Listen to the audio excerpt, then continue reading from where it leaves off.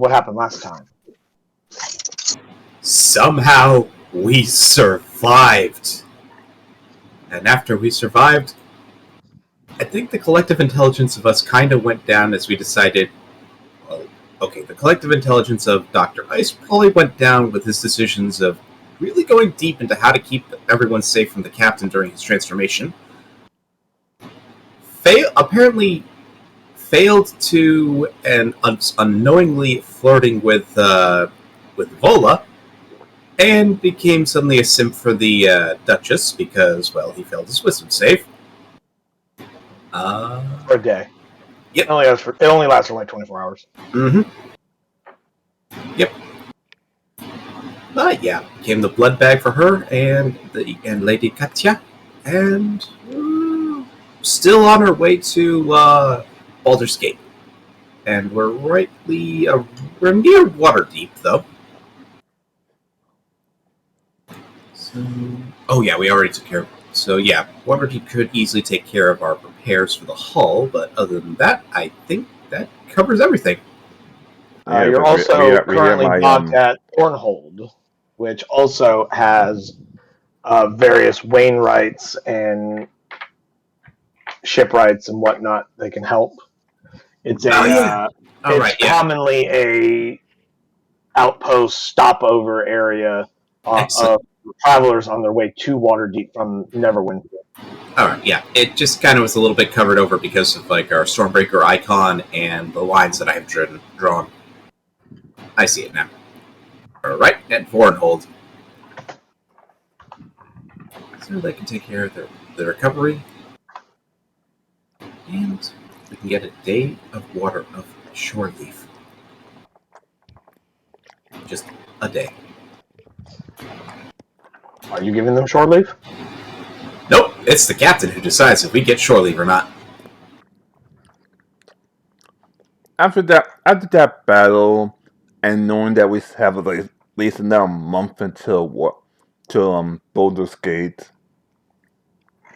I'll grant a short. I'll grant a short. I will point out, Thornhold is literally just a keep. Oh. There's nothing here except a small trading outpost and a dock for, like, this is the kind of place, this is like a convenience store. Kind of the fantasy world. That'll be stop over for like, hey, we are short on food and it's still X number of days to Waterdeep, or we were in a wagon and the wheel snapped in half and it's still like 2 weeks to Waterdeep. We need someone to help fix this. Okay, it'll be kind of a place. This is not a place that, like, they don't have a tavern, they don't have an inn. This is like they have a few cots where you can stay the night and not be out in the wilderness. Okay, so in that case, we spend. It's a quickie mart versus like the King of Prussia Mall. Yeah, a couple nights to fix the hull, fix the sails, and restock before we continue. It's essentially it's like an old dwarven keep that now operates in that fashion. I got the wiki page up here again to read some of it.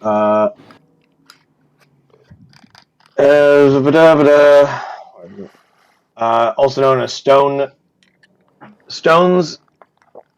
shaft or stone's haft. I'm not sure how that would be pronounced. Hauled on this dwarven residence was a fortress located off the southern edge of the Mare of the Dead Men. Was situated short-lived. The fortress was used as a way stop that aided merchants and adventurers traveling through one of the more dangerous stretches of the Sword Coast North, which is through the Mare of the Dead Men. So, like, as you go north, it's one of those things, like, as you go north, and it's like, oh, you're about to go through this super dangerous fucking swamp area that, like, is full of, like, monsters that kill people. Did you make sure you got enough rope? Oh, you forgot rope. Well, it's a good thing there's an outpost right here. You could buy a fucking thing of rope. Or like, oh shit, we don't have enough lantern oil because the horse sat on it. Or something like that. Or we dropped it on the way here. It's a good thing there's an outpost just before you get to the swamp. Or, hey, let's rest up in not the middle of the fucking swamp before we try to cross it. Let's take a quick rest of this outpost and then try to zip across the swamp in one day and not spend the night there. kind of a place. Like that's what it is. Let's see, services. That was history. It was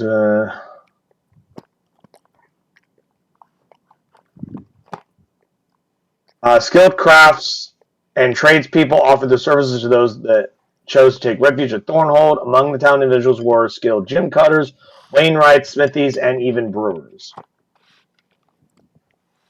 So, like wagon repair and woodsman type people, woodworker people, essentially carpenters.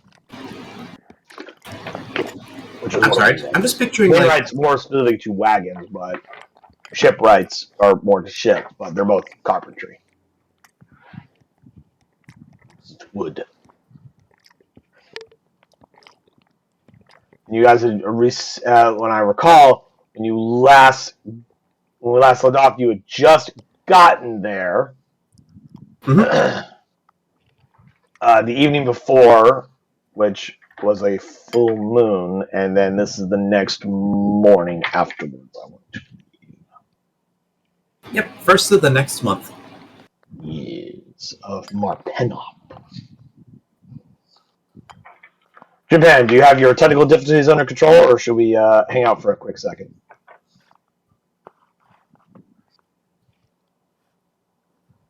He is still muted, so I don't know if there's an issue or not.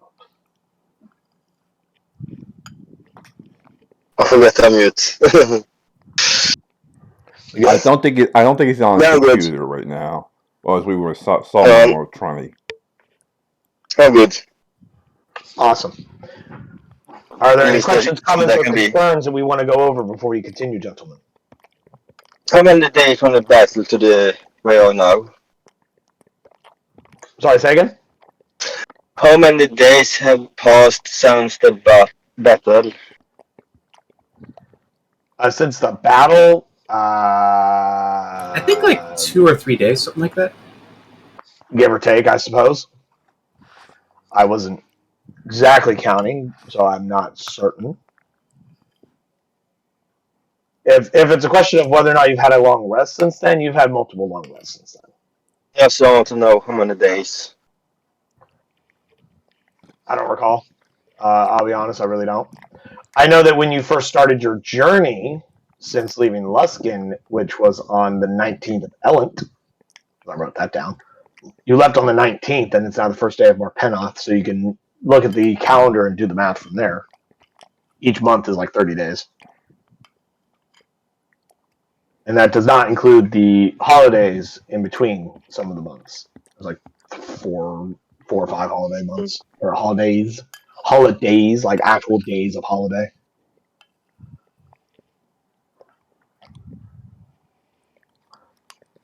But how many days since the battle with the who's it? The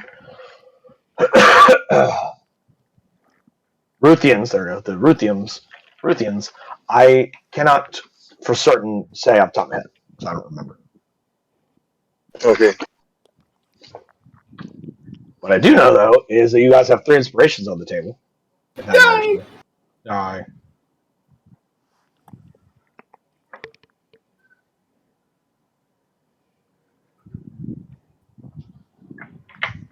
But are we all ready, gentlemen? As ready as we're going to be. Excellent.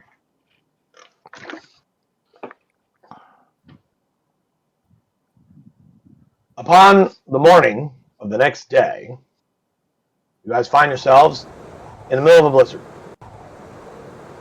According to the random weather I rolled a minute ago. Of which I tried to warn everyone about. You know, it's going to be a blizzard. Everyone goes, "What, man? We're in the middle of a swamp. What you talking about? You crazy." And then a blizzard shows up, and everyone's just like... And then I look at those and go, "Don't fuck with your wintermen." Hey, don't fuck with me, bitches. I warn you. Weather. Hope those more people are cold proof. Actually, merfolk are. Because, as a reminder, merfolk, like many fish creatures, are more resilient to cold than most people realize because they're deep-sea creatures. And as some of you may know, deep in the ocean, it's cold as fuck. Yeah. Because it's dark. There's no warmth. There's no light. The sun don't reach that far down unless there's geothermal vents down there. It's cold as hell.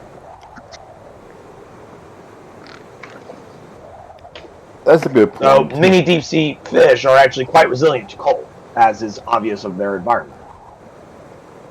But you guys just live in a cold climate region, which is the north of the Sword Coast, and it's the middle of autumn. So it's cold. And in fact, it's getting close to winter where a lot of trade routes, where trade slows down significantly and travel becomes much more scarce due to the fact that it's just harder to travel in the middle of winter because a lot of roads get clogged with snow. There's also the winter storms that happen. There's not a lot of icebreakers. Blizzard right here. Storms are more in the Sword Coast. Storms are much more prevalent during winter months than they are during summer and spring. Storms are coming. It's called the Stormbreaker, not the icebreaker. So yeah, we might be out. I mean, you're not breaking through ice. Like you're not in the far north where it's actually like frozen water, but it's more of like. Yeah, once you get like towards the. Is the like Iron Master, it's probably like impossible. What was the last one? Harvest Tide. Remember when High Harvest Tide was usually the start of journeys, when people would start a journey to try and beat the coming winter storms, when travel becomes more difficult. You're starting to get close to that area where travel is going to drop significantly, especially on land, and as well as sea due to, on the land because of like it's fucking snows and shit, but in the sea because storms. Ships, contrary or probably not contrary to what you guys experience, storms are bad for ships. And when you start getting hit with bigger and more frequent storms, some captains are like, nah, not for me, bro. I'm gonna hang out for a couple months on land, and then we go to pick it back up with the trade first thing comes spring. That's not to say that travel is impossible. Just some people choose to not make risks that they don't feel are necessary. And those are usually like merchants who have valuable cargo that if one ship is lost, that's millions of gold that they just lost. That can bankrupt something.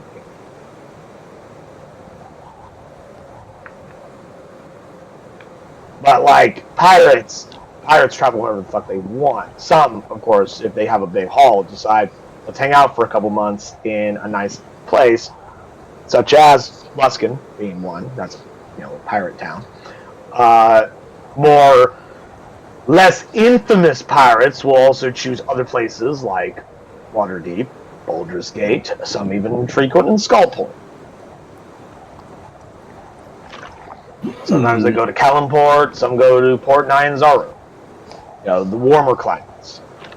It's less wintry. Oh, absolutely. That's not to say that they're not in the middle of autumn as well. I mean, they're all in the same season. But when you get past essentially when you start getting towards the southern end of the Sword Coast and you start entering the Shining Sea, that's when the climate flips to more warm because Kellenport's a desert, and Port Nyanzaru is a jungle, a tropical jungle. You guys are just in the far high north. You're not in the Arctic, mind you. That's up in Icewind Dale, but still fucking cold. Even by non-winter standards, it's usually pretty cold. Quiet, you. Shut up. Cat's in the hallway. Are you going to war with your cat? No, I am oppressing my cat. I am a tyrant.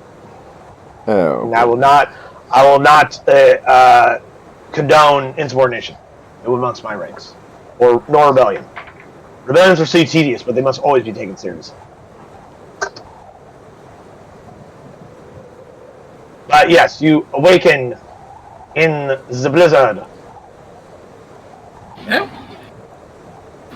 I do my duties, helping with Dr. Jim and being out on deck every now and again just to make sure people are at least not freezing to death by putting a torch right by them. Freezing to death. They're all very well familiar with the fact that it's already cold and it's almost getting winter, so it's cold. Yep.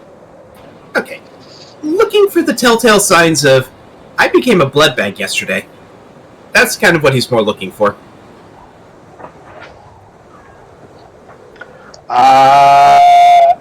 You do not see any signs of anemia. Excellent. As far as you know. Good. I tell him, keep it up. Keep it up. Can't you call one? Won't be for long. What's up, Doctor? He seemed off today. Wake up, you have two attractive women right next to you, but apparently you're used as a blood bag. That kind of makes you a bit something. Oh, you didn't wake up next to them. Okay, he probably you were just dreamt that. dismissed just before sunrise. Yep, he probably just dreamt that. As a doctor, when we get back to Luskin, I'll show you a couple of ways that will have you a good time.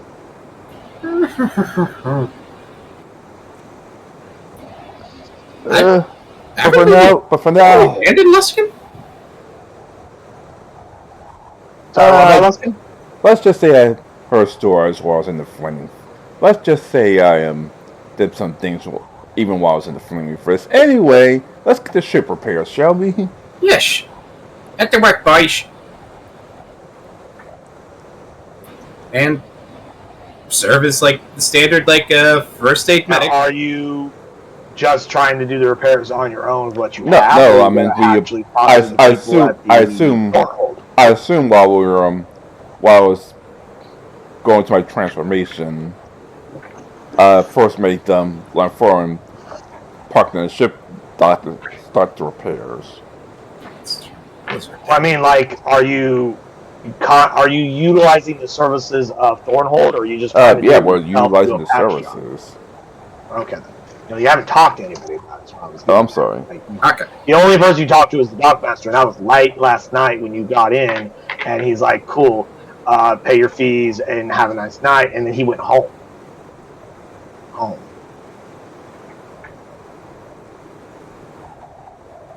But you haven't talked to anybody yet. Alright, so I guess the next day I wake up, well, get dressed, and where's the ship repairman around here? Are you going up to the keep? Yeah. Alright, you go up to the keep, you go inside, there's this large common room area, and there's a few people milling around. Do you just grab one of them and talk to them? Yeah. Yeah. What are you gonna do for you, comrade? It's quite cold out there. Yes, I know. Behind you and tries to keep some of the snow out because it's again in the middle of a fucking blizzard. Oh, you guys are just drenched in snow. Oh, right. They're probably not going to do any repairs until the blizzard pass. That would probably be the wisest decision. I just thought about it. Yeah, I just thought about it too. Tomorrow after the blizzard pass, we need some repairs to our ship. How much is going to cost? Well, let's see. We'd have to take a look at it to give you an estimate. We got plenty of materials that can get that done. That's my accent. We got plenty of materials in order to do that for you, comrade. Excellent. However, we will not be able to start repairs on your ship this day, as you can see. Yes, we trust me. Outside in the blizzard, because that's trust me. I fully understand. I didn't expect the blizzard to come out but it can't control the weather. I mean, some of us can. Like, there's these druids that can sometimes do it. Wizards sometimes can. I've seen happen. Sorcerers sometimes sneeze, and then suddenly it starts raining. We had stuff like that sometimes happen. But yes, we have the non-magical powers. We know control the weather. But you long way from civilization, friend. You trying to get to where are you trying to go? Try to get to Waterdeep before the winter fully set in, or are you trying to get last delivery? Are you merchant trying to get last delivery? Why are you out here? Just like this. Most people don't travel too far right after harvest time. I know, but we're trying to escort someone to Boulder's Gate before everything goes They're trying to insane. get home before winter, make travel Yes. much more difficult. I understand. Anyway, I'll speak to you tomorrow. Gotta make sure my crew's nice and warm, and the ships are at least floatable, so you can look at it tomorrow. Let's see, ship upkeep. Here it is. Ships can be repaired and improved at most harbors. Repairs will take 1 day for every 50 HP missing and cost 2 gold per HP repair. 3 gold for a second rate and 5 gold for a first rate. You guys are a second rate, so it's 3 gold per HP. Plus 100 gold for every 40 HP of rigging. It'll be more or less expensive. New negotiation is needed. Okay. Let me see here. I assume you want full hull repair? Yeah. Alright, let me get my thing here. Right there. Alrighty. You are currently missing. So you're full max hit points due to your upgrades that you've received over time that you've acquired. 650. You are currently missing 565. Means you are missing 85 hit points.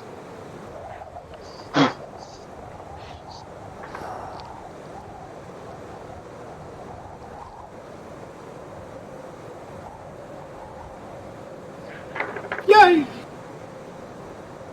And it requires, since you're a second-rate ship, 3 gold or a second-rate craft per HP repaired. Apply that times 3. 255 gold to fully repair all 85 points of missing.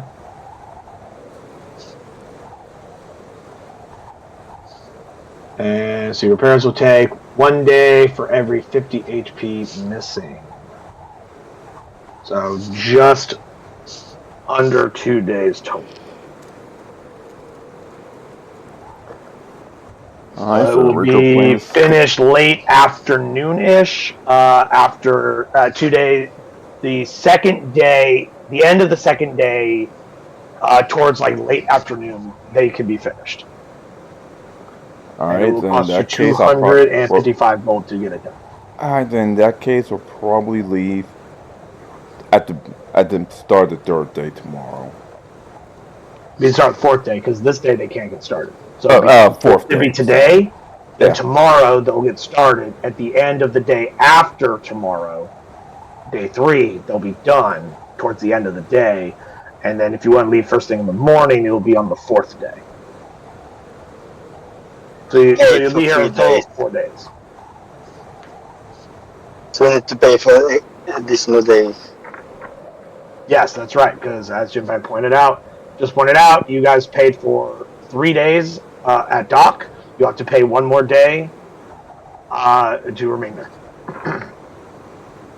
So when I go back to first mate LaFurren.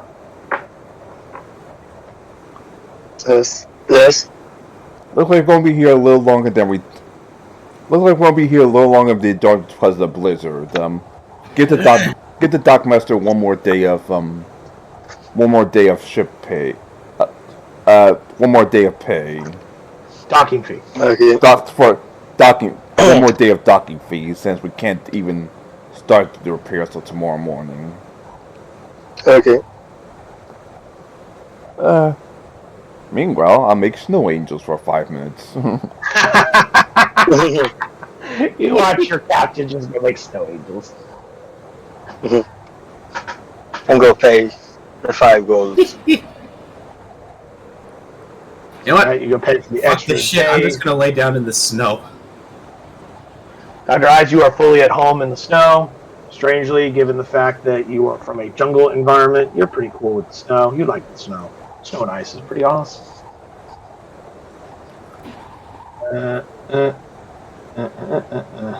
And I'll use the most minute of magics to try and keep, make the winds at least a little agreeable. Not too hard, not too windy, so that maybe the repairs can go by a bit easier. See, Hummingbird and Mockingbird do a lot of hopping around in the snow. They don't seem to sink in it nearly as much as you guys do. Drusilla is not a fan. She hates fucking snow. She thinks it sucks. She stays inside all day. Does not come out. Nezor is stoic and unbothered by most things as usual, along with Vola. But Nezor's not the stoic one. Nezor is the lazy one. When not required to do anything, he just kind of hangs out. Vola stoically stands on the ship deck to have things done, even despite the fact that it's the middle of a blizzard. You would think maybe not stand on the deck, but that's what she does. Ezeel doesn't seem to care whether it's a blizzard or a raining thunderstorm or whatever. He just kind of does his thing. How does Sariel and Creve deal with snow? Creve is unbothered. In fact, you notice that he is, instead of covered in snow, is covered in water, because as the snow touches him in his very hot body, because he is a red dragonborn, it just kind of melts a little bit faster on him than it does other people. So he seems like he's covered in wet water. He's covered in water more than snow, which then freezes and then melts slightly and then freezes and then melts slightly. So he doesn't seem bothered, but he certainly looks like someone who would be miserable if... Actually, no, give me an insight. See if he's actually bothered or not on that one.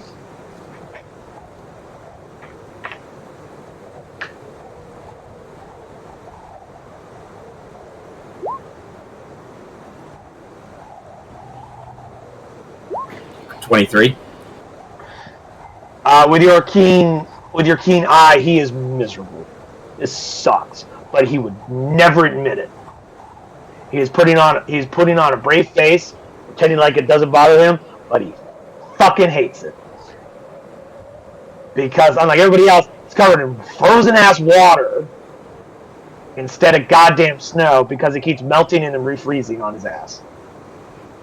As a dragonborn, his body runs a little bit hotter than most. Sariel, she's a fucking squid person. I don't fucking know what the hell she's thinking. I cannot. She tells you. Cannot. She's an alien. She's a very alien creature. She doesn't even have facial expressions, because the only thing you can tell that's close thing to mind flayer equivalent of facial expressions is when her tentacles are doing this. And you don't know what half of this shit means.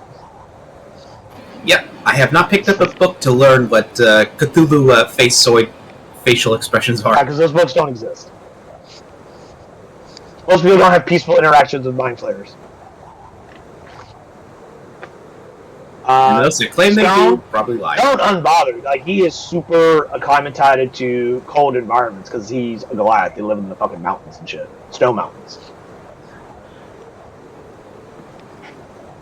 Ryota, he's like every other human. It's cold as shit. It's a blizzard. It's not even regular snowing. It's blizzard. So we're talking high winds and whiteout conditions. It sucks.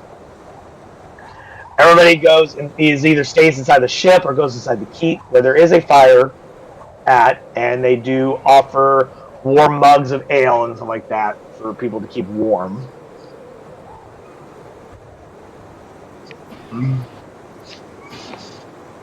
Meanwhile, I imagine that we're probably bringing in warm vodka because of the funny voice acting you did for the cat. That's entirely up to you. I do know that the previous shipmaster, or sorry, previous first mate, had a rule about not drinking on the job, or really not drinking during ship operations. So I know that there is some alcohol on the ship, but it's generally well hidden by those whose job it is to keep them on keep the rum ration under control. Which would be the first? No, sorry, it would be the quartermaster technically, or at least it was when Creed was around as the first mate. Now, whether or not this responsibility has changed, and or that rule has changed, is entirely up to you. Hi, Nacho. Who would be the disciplinarian of our? Well, that was Creed, which was the first mate. That being said, my assumption is that certain responsibilities has changed since then, and that Vola has been much more of the interacting with the people type, and has been maintaining discipline in Creed's absence because she is the quartermaster.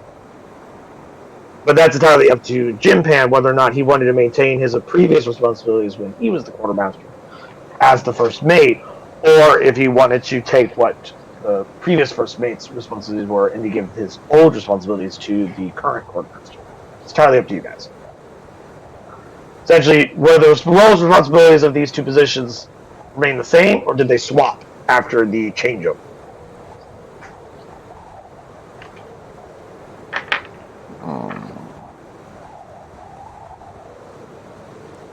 Alright, first mate.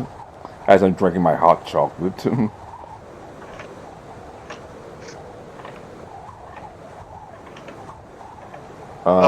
we continue that conversation, I want the answer to that question. Huh? So that I know. The answer to my previous question. I can give an answer to that. LaFerrin?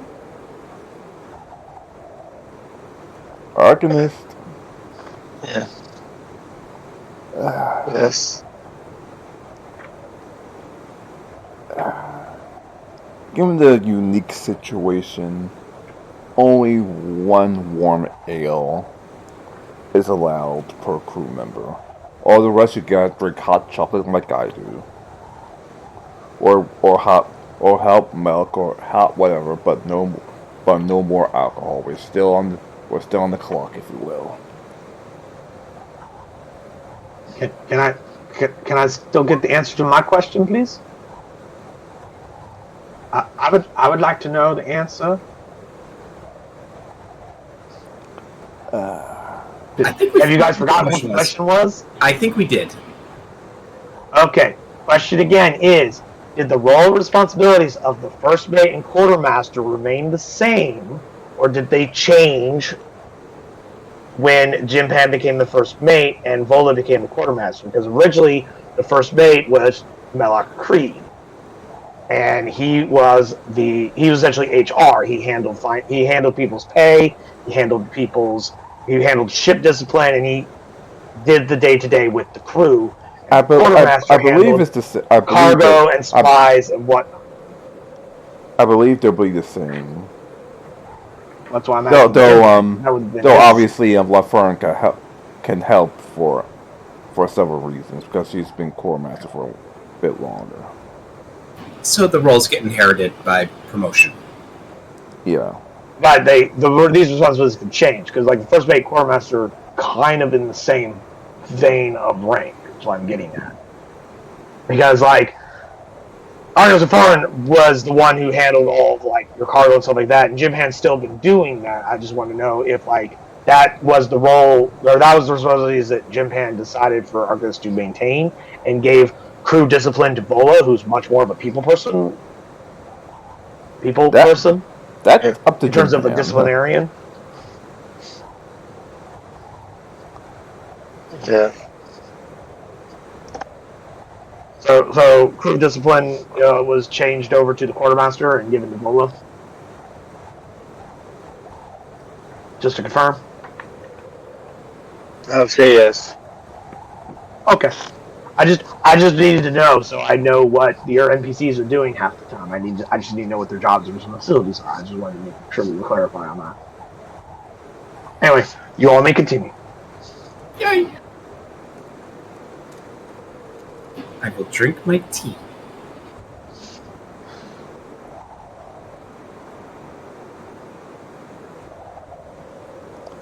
And I'm gonna drink my hot chocolate. Ooh, what's the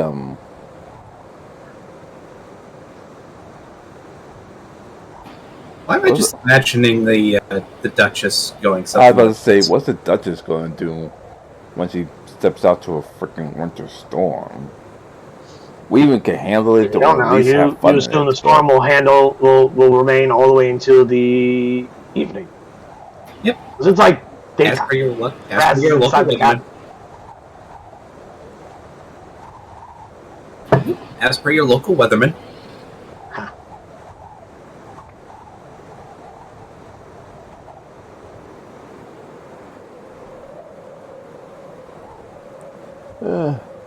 Anyway, I'll keep drinking my tea and occasionally making angels until the Duchess arrives. Because we really can't do anything in a blizzard. No, generally you can't. The blizzard does eventually die down and it turns to just snow by the end of day. Finally, the blizzard's finally died. But it's late anyway. Hey. Alright, everybody complete whatever midnight duties you got and get in. No need for hypothermia.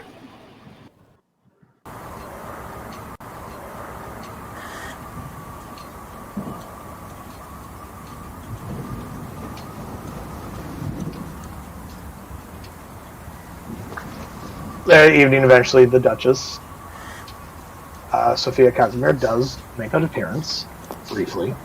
Good evening, Duchess. Good evening, Captain. As you can see, we had a little bit of delay thanks to a nasty blizzard that came around. This is perfectly fine. The ship needs to be repaired. The ship can't very well sail without repairs, can it? Yes, you're right. No man sane will force his crew to repair a ship or even go out. I'm not gonna ask the dockmasters to repair the ship either, at least until tomorrow. Hopefully the weather will be a little bit more, let's just say, more reasonable. One can only hope.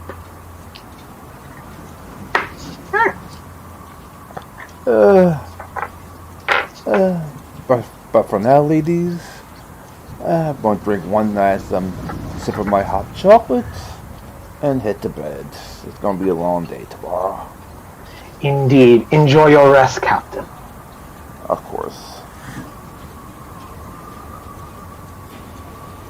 Have a blessed evening.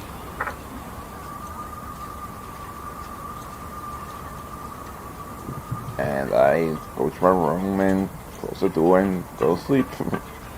I go to my temporarily assigned room. I look up. Oh boy. What are you looking for, my friend? Just going into a habit of deciding I need to look up. The normal person typically looks only up 45 degrees. I need to start looking more towards 90 degrees up, just to make sure there's not someone hiding above me. You look up and then you walk into a wall because you weren't paying attention when you run. Don't say anything.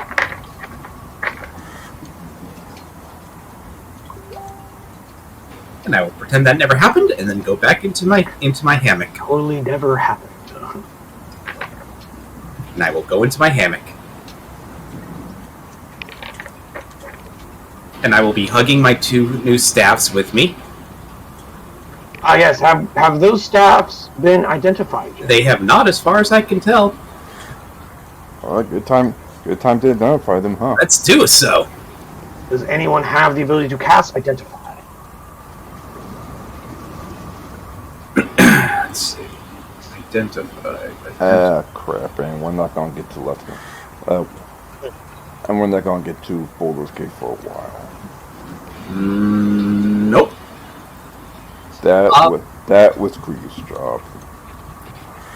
I mean, we can always ask the Dockmaster, like, is there somebody that can identify magic items? Not in the chances are not. We're Hunter's going Gate to wait till get to those that provide more magically oriented services. The chances are we gotta wait till Boulder's Gate then. Well, there's Waterdeep. Even if it's probably going to be a fee, so I mean, there's Waterdeep. Waterdeep's a fairly big city. There's probably like people that Waterdeep have mages guilds, guys. Like, you can get magical services in Waterdeep. It's there. It's on the way. Cosmopolitan. It's like what, a week away? Each hex is 2 hexes in terms of travel. It's not too far away. So each hex is like 12 miles. Yeah. We just go to Waterdeep. Did you say Water's Steep? Yeah, Waterdeep. Oh. I thought you said Watcher's Steep. I was like, huh? So you added 2 S's in there for some reason.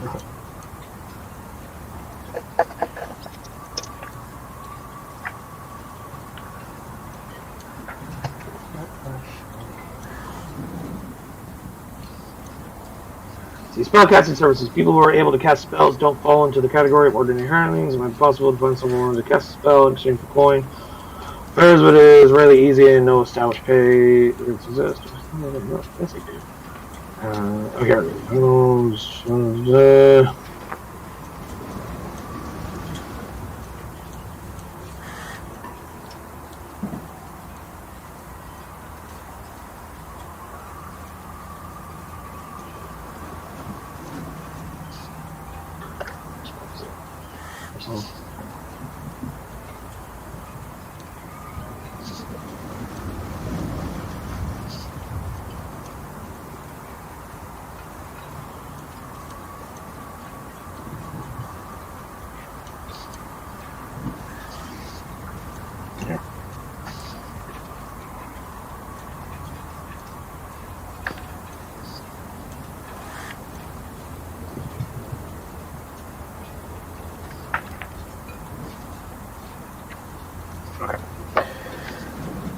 Just had to look that up.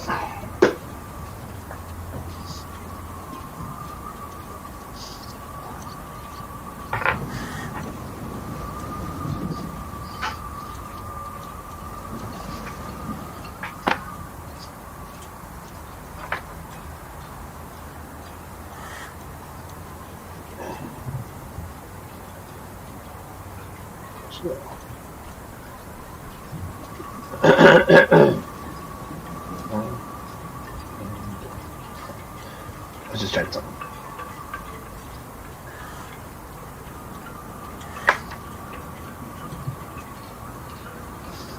Let you all go to bed for the evening. Mm-hmm. Yep. Nothing untoward occurs during the night. Any weird dreams or visions from the Master? The Mentor? None that you are aware of.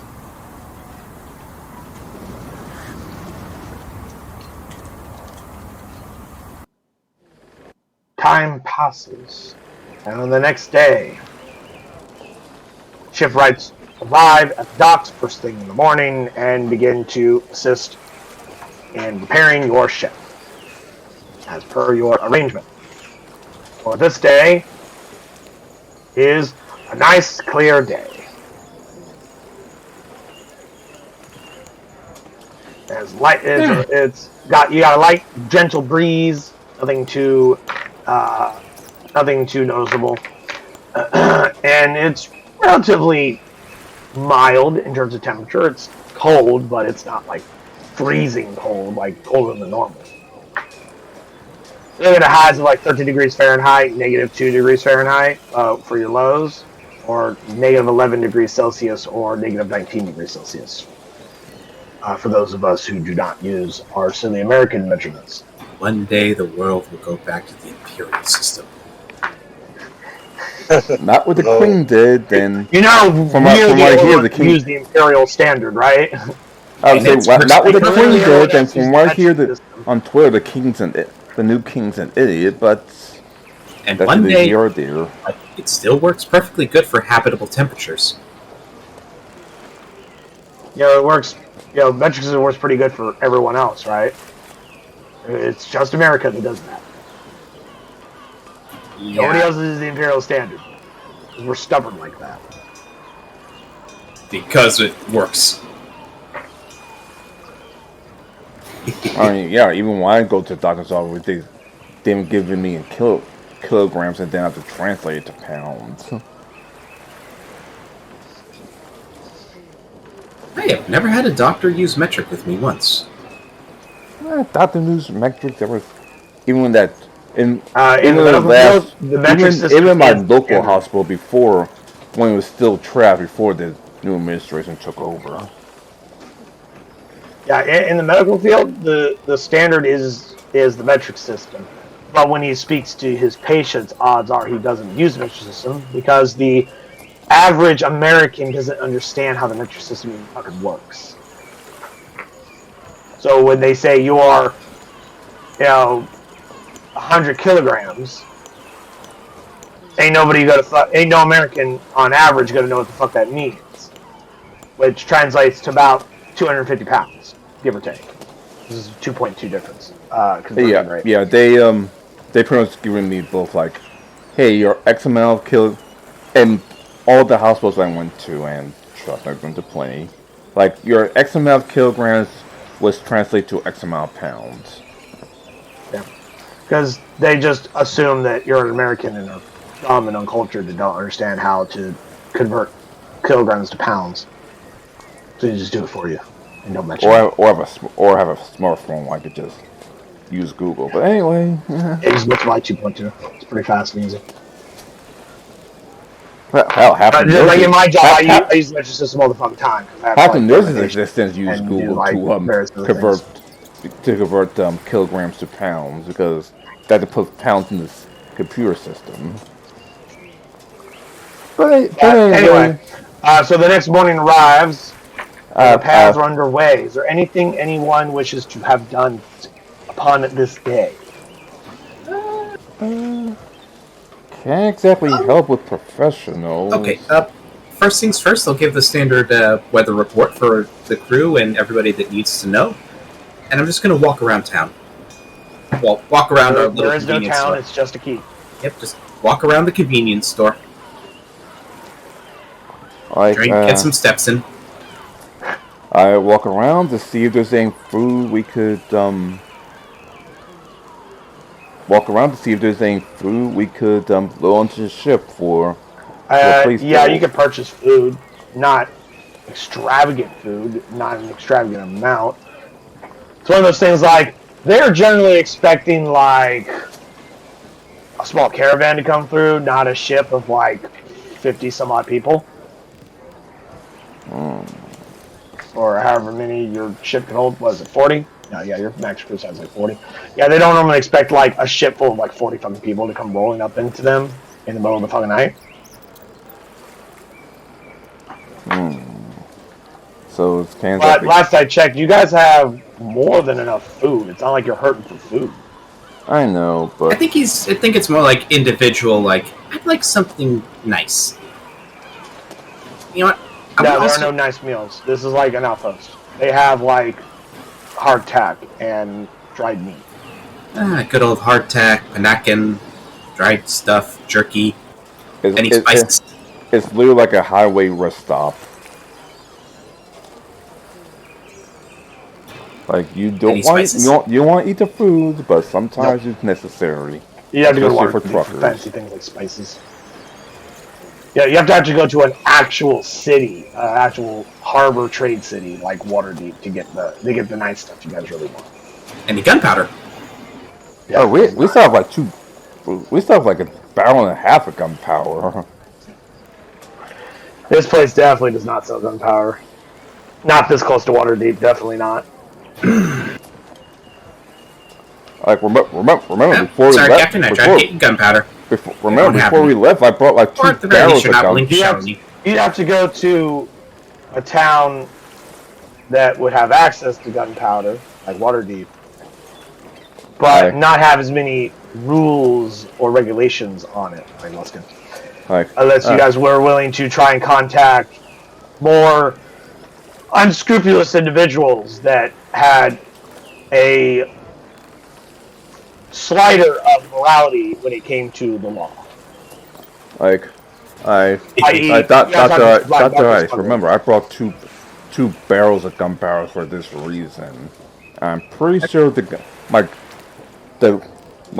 3 firearms don't take up that much gunpowder. We'll be fine. We'll be fine till we get to I say this, but we'll be fine till we get to It never hurts to top off, but we also have the cannonade. I would also point out that if you guys want crazy magical items and whatnot, you can always go to another plane of existence with your Well of Many Worlds. Just all that shit up and be like, let's see if we get something cool, and maybe you'll end up in the City of Sigil, the City of Doors, Sigil, or the City of Brass in the Plane of Fire. Or maybe you'll end up in the negative energy plane and you'll have the life sucked out of you bit by bit until you die horribly. Yeah. Or we wind up in like the airplane and we're just falling. Or falling up. Falling sideways? See, as a reminder of how the thing works is this fine black cloth, soft as silk, is folded up into the dimensions of a handkerchief. It unfolds into a circular sheet 6 feet in diameter.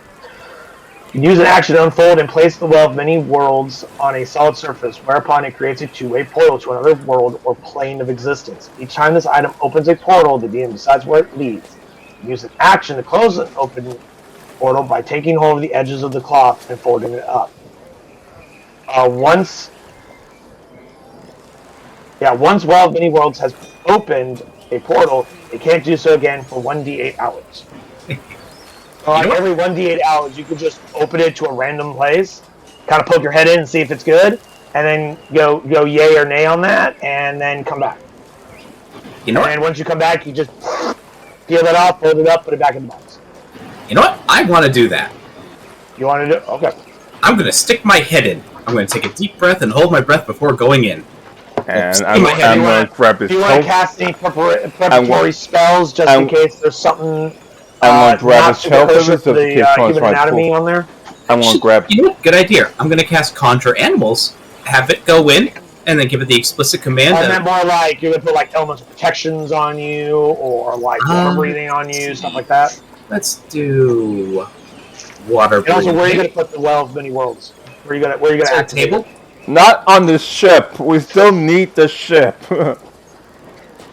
I mean, you can put it in like your room, or on top of the floor, on a wall. It could be on the ship. It could be outside the ship. It just has to be a solid surface. Just a solid surface. You can't just throw it up into the air or throw it on water or something. Protection from energy. Let's see here. What else?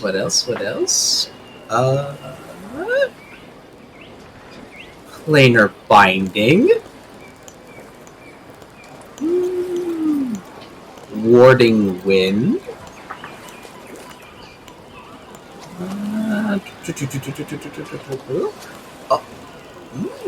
Transport via plants. Okay, I think I got a few good spells to keep myself safe-ish. Are you going to cast them? Yes, I'm going to be casting protection. Beware that some of them are concentration. Make sure you check for that. Unfortunately, pretty much all my spells are concentration. I'm pretty much tying this episode Dr. Ice's excellent adventure or bogus journey, depending on the situation.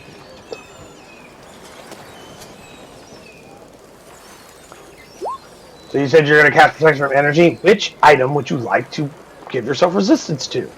I wish to give myself resistance to...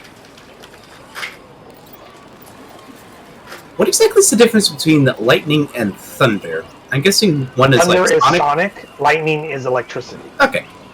Let's give myself... So like concussive thunder clap of damage that like the sound waves rip through your body would be thunder damage, but like a lightning bolt that electrocutes you to death is lightning damage. Okay. I tie a rope There's around. different types of damage in the game. I tie a rope around myself. I tie it to like a solid I-beam. I then slowly walk towards the shimmering forbidden room. Roll me a d20, please. A 5.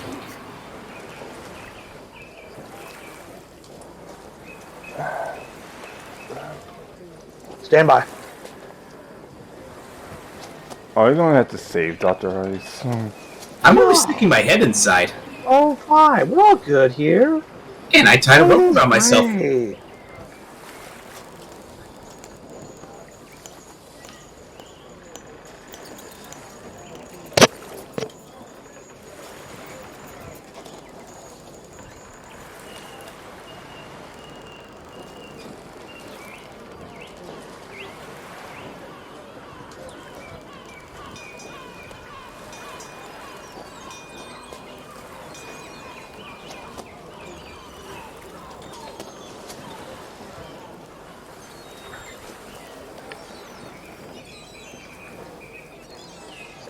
You throw down the Well of Many Worlds, it creates your portal, your dimensional portal.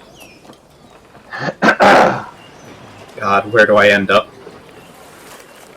Do you step all the way through, or you just kind of poke your head in? I just poked my head in. Cool. You find yourself in the transition between one or the other. Oh God. I walk a little bit further in. You go into the portal and you end up in the... Roll me Arcana.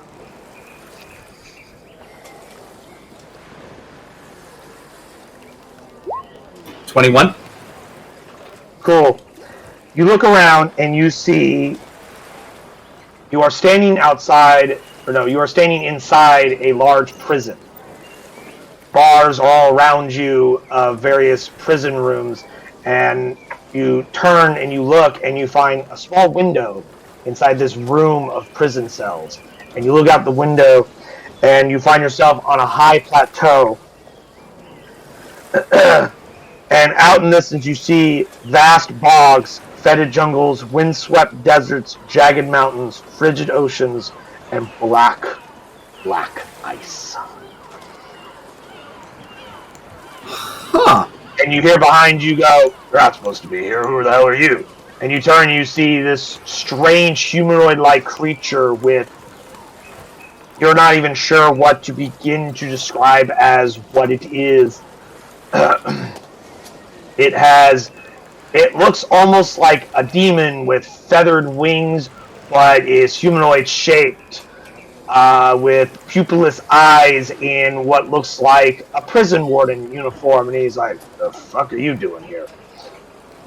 And you realize you are in the prison plane of Carcery.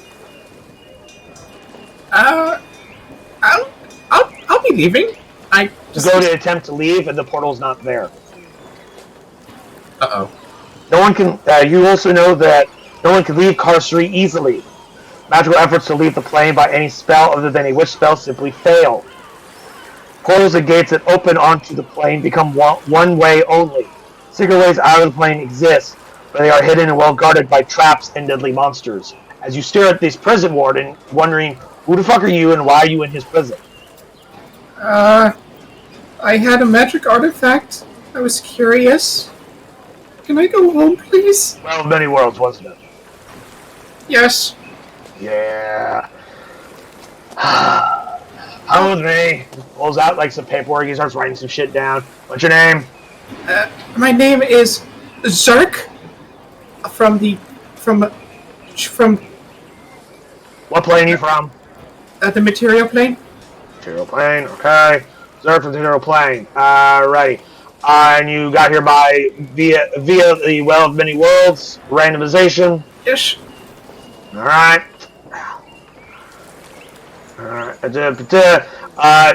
Is there any god, patron, or higher power of any authority that you answer to by any means?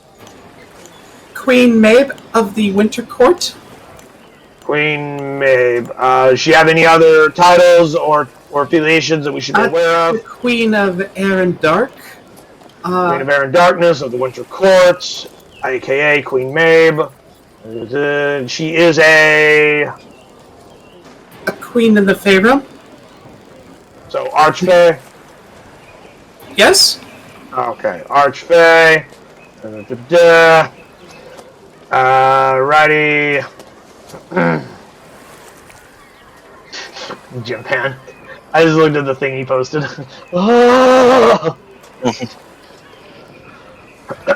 Alrighty. Have you, by any knowledge of your own understanding, broken any cosmic law at any point in your existence or any past life? Nothing to my knowledge. Denies breaking any cosmic laws. Have you broken any laws against nature? I'm a druid. I do what I can to preserve the laws of nature. Denies breaking laws of nature. Okay. Have you committed any horrible atrocities that have resulted in the creation of a race of abominations that would doom the existence of an entire plane? No, that one I'm absolutely certain of. All right, definitely has not done that. Denies knowledge or existence. Flips to the next page. Oh, God, paperwork sucks. Okay. What is your race and occupation, good sir? I am an Arakocra, and I am a druid. Now, all right, we gotta change the ambience real quick. I just realized that we were still stuck in the wrong ambience. Stand by. What? I was not ready for a fucking prison.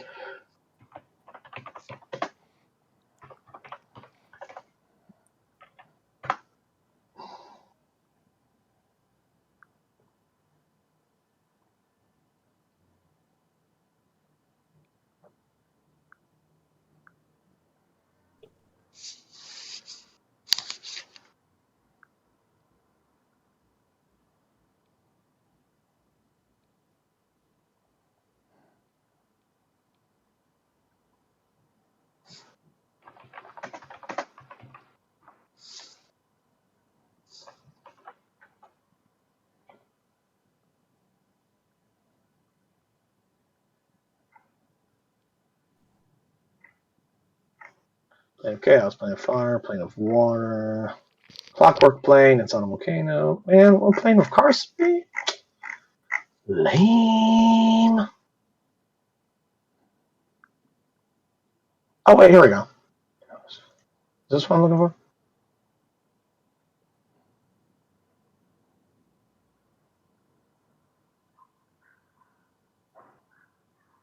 Not quite. All right, let's try. Let's see. No,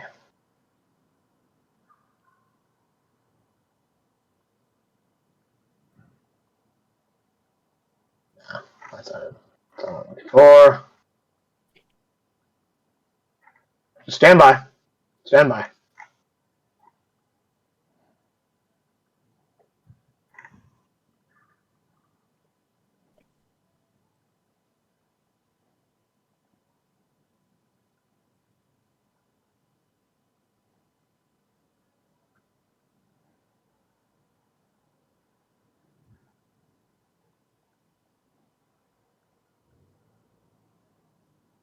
I'm guessing the rope that I had got severed.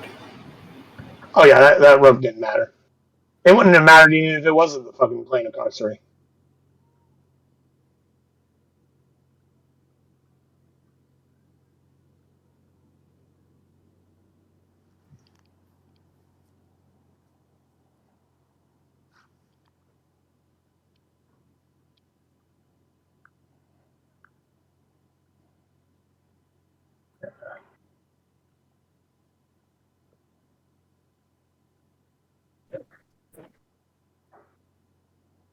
You tell I wasn't ready for you to go to the plane of Karsten, obviously. Nope, no intention. I had no plans of going there. I'm going to be warning people if I get out of this. So, yeah, let's not do that. You'll go to jail. It's not fun. Only when you go to Karsten. You had 20 different options.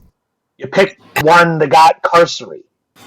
You could have gone to like the fucking heavens or the fucking Isgard or hell. But no, you went to Carcery, of all places. Yep.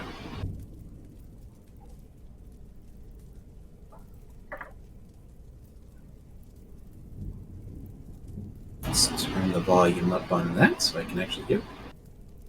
Okay, there we go. Okay, what's your name? Sorry.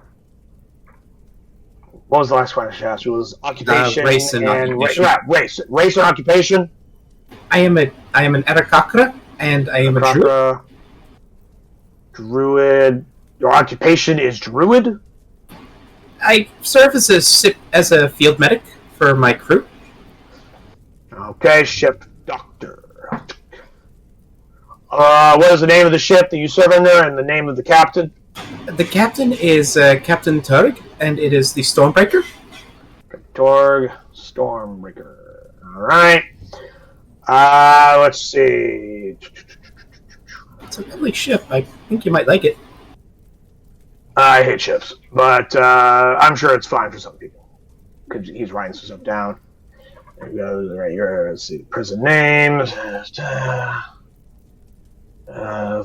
see.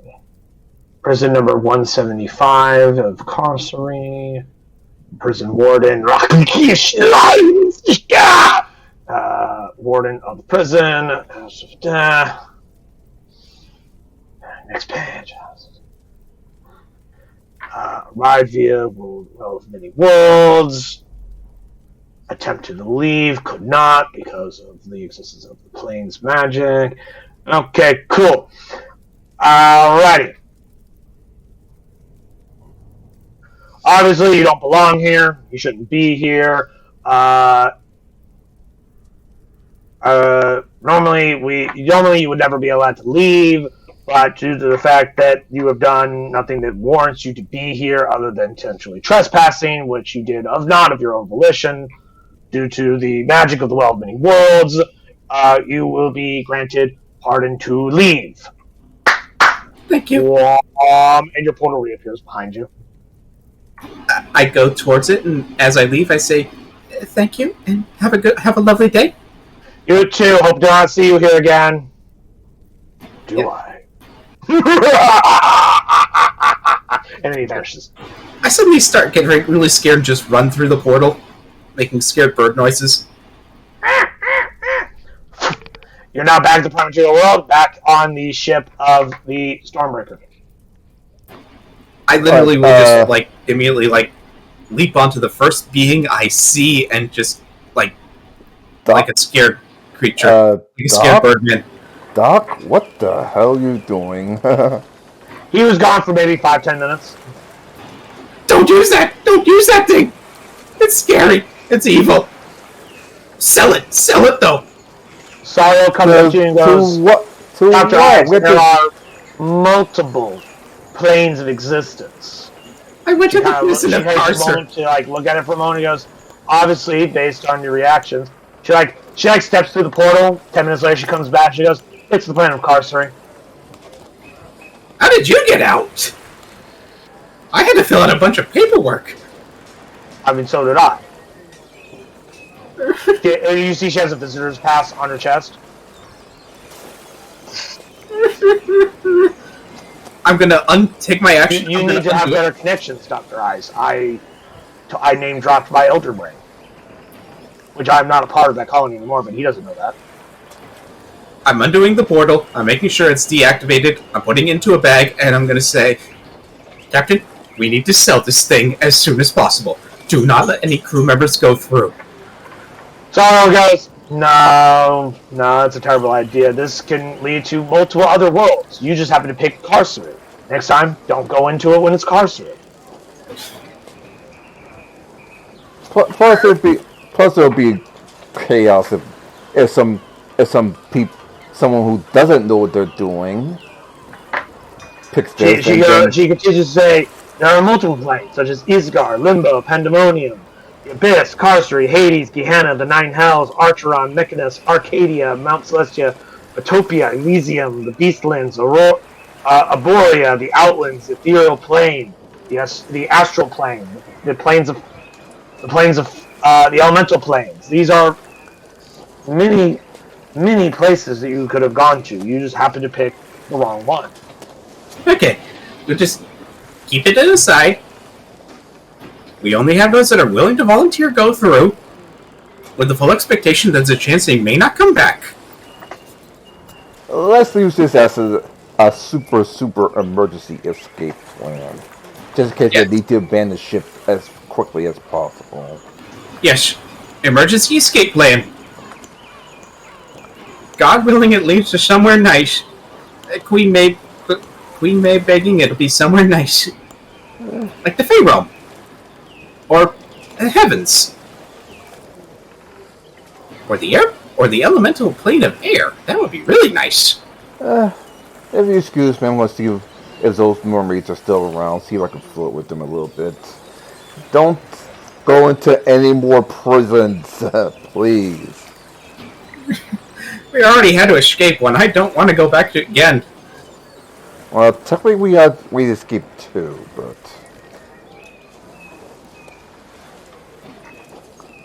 You're right. I've escaped more prisons than anyone else on this ship. Because we had the one as the collective group, and me getting out of the carcery. Carcery.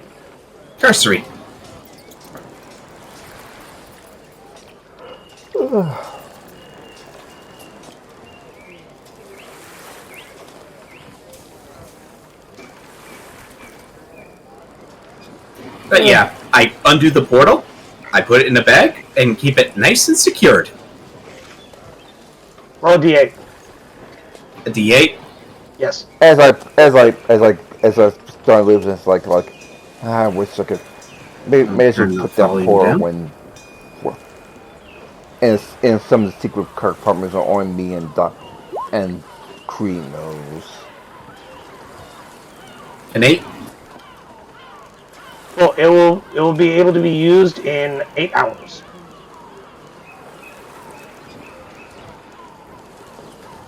Okay. Well, that was a fun experiment. I'm going to go down and pretend I can't do magic for the next day. I'm going to try and become selectively illiterate when it comes to magic.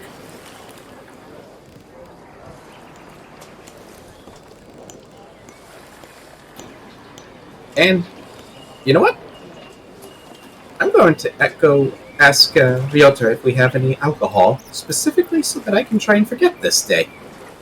No alcohol until War Deep. That's the rule. Remember? Sarko's Gate. Remember? That's why you haven't had your one alcohol thing yet.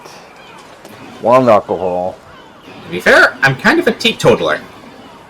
But after that, I'm willing to go and have one.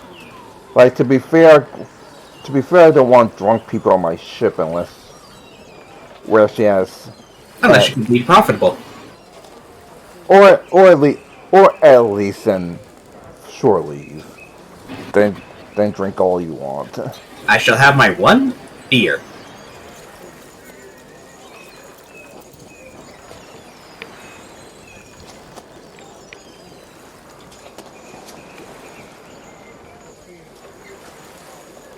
Anyway, well, I want to flirt around with some. See if there's some mermaids still around and flirt around with them. I'll see you tonight. Call me since I'm literally on the dock. Since I'm literally on the dock, call me if you need me. I will.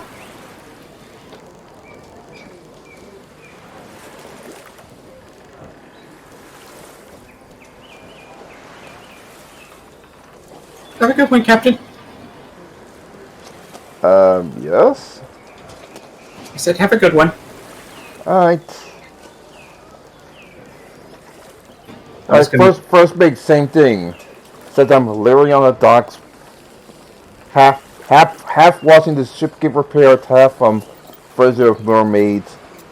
You see me, you need me, call me. I'm literally right outside. So where's the captain going again? Pretty much outside to watch the ship get repaired. Then, if the mermaids are still around, flirt with a couple of them.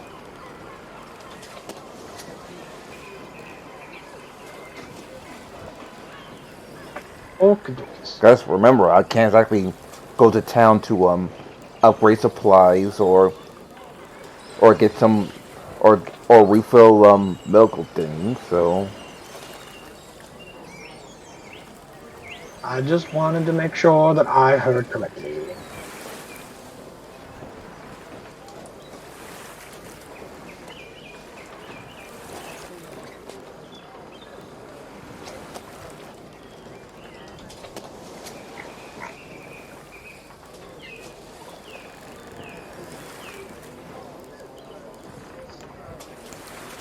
I'm just gonna be in my room. I'm gonna hug my staffs.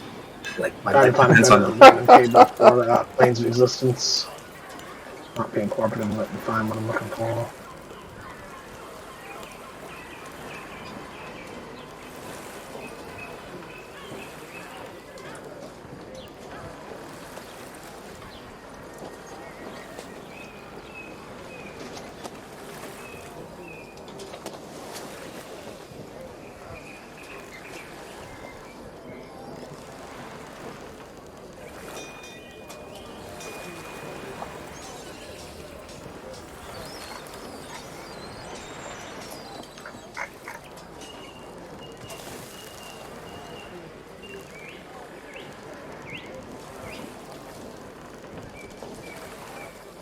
Okay, is there anything else anyone wishes to do during the day?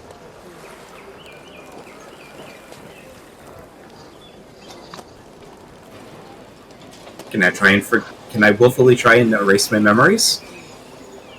I mean, you were just in a prison. A guy asked you a bunch of questions, filled out some paperwork, and told you to leave. Why is that so bad? I don't think that requires a minute black neuralizer. Yeah, you know what? Not too terrible.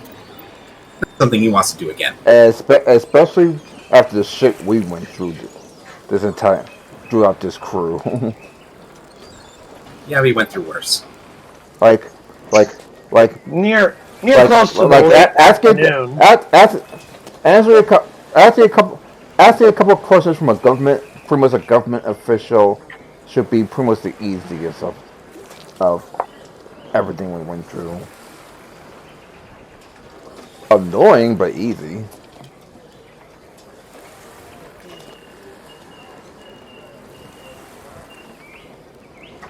Yeah. About towards the end of the day, late afternoon, you see Sariel unfolding the Well of Many Worlds and putting it up on the wall and then stepping through it. She's gone for like an hour. She comes back and with like she has like a big like binder of like notes that she's taken as she comes back, and then peels it back off the wall, folds it back up, puts it back in its little container. Ambassador goes, it was the elemental plane of air. Most fascinating. I would very much like to look at that binder of notes you took for the elemental plane of air. It talks about the various different forms of air that was in the elemental plane of air. Some of which was breathable, some of it was not. As well as there's a full diagram of one of the floating cloud cities of the elemental plane of air. Neat. As well as there are many Aarakocra that have the plane of elemental air their home. Not all Aarakocra is from the material plane. Many of them came from the elemental plane of air, and some settled on the material plane. And then generations went through, and then they became more material plane Aarakocra. These Aarakocra are similar but very different. And there's like a sketching of one of them and whatnot. Neat. Let me see. There's an entry about elemental plane in here somewhere.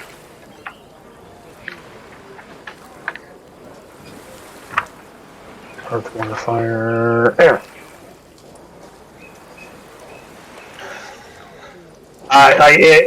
You see like an excerpt of like one of her like a book that she's starting to write. That she has started to write. The essential nature of air is movement, animation, and inspiration. As with life, winds of change, the fresh breeze that clears away the fog of ignorance and the stuffiness of old ideas. Plane of air is an open expanse with constant winds of varying strength. Here and there, chunks of earth drift in the openness. The remnants of failed invasions by the denizens of the plane's earth.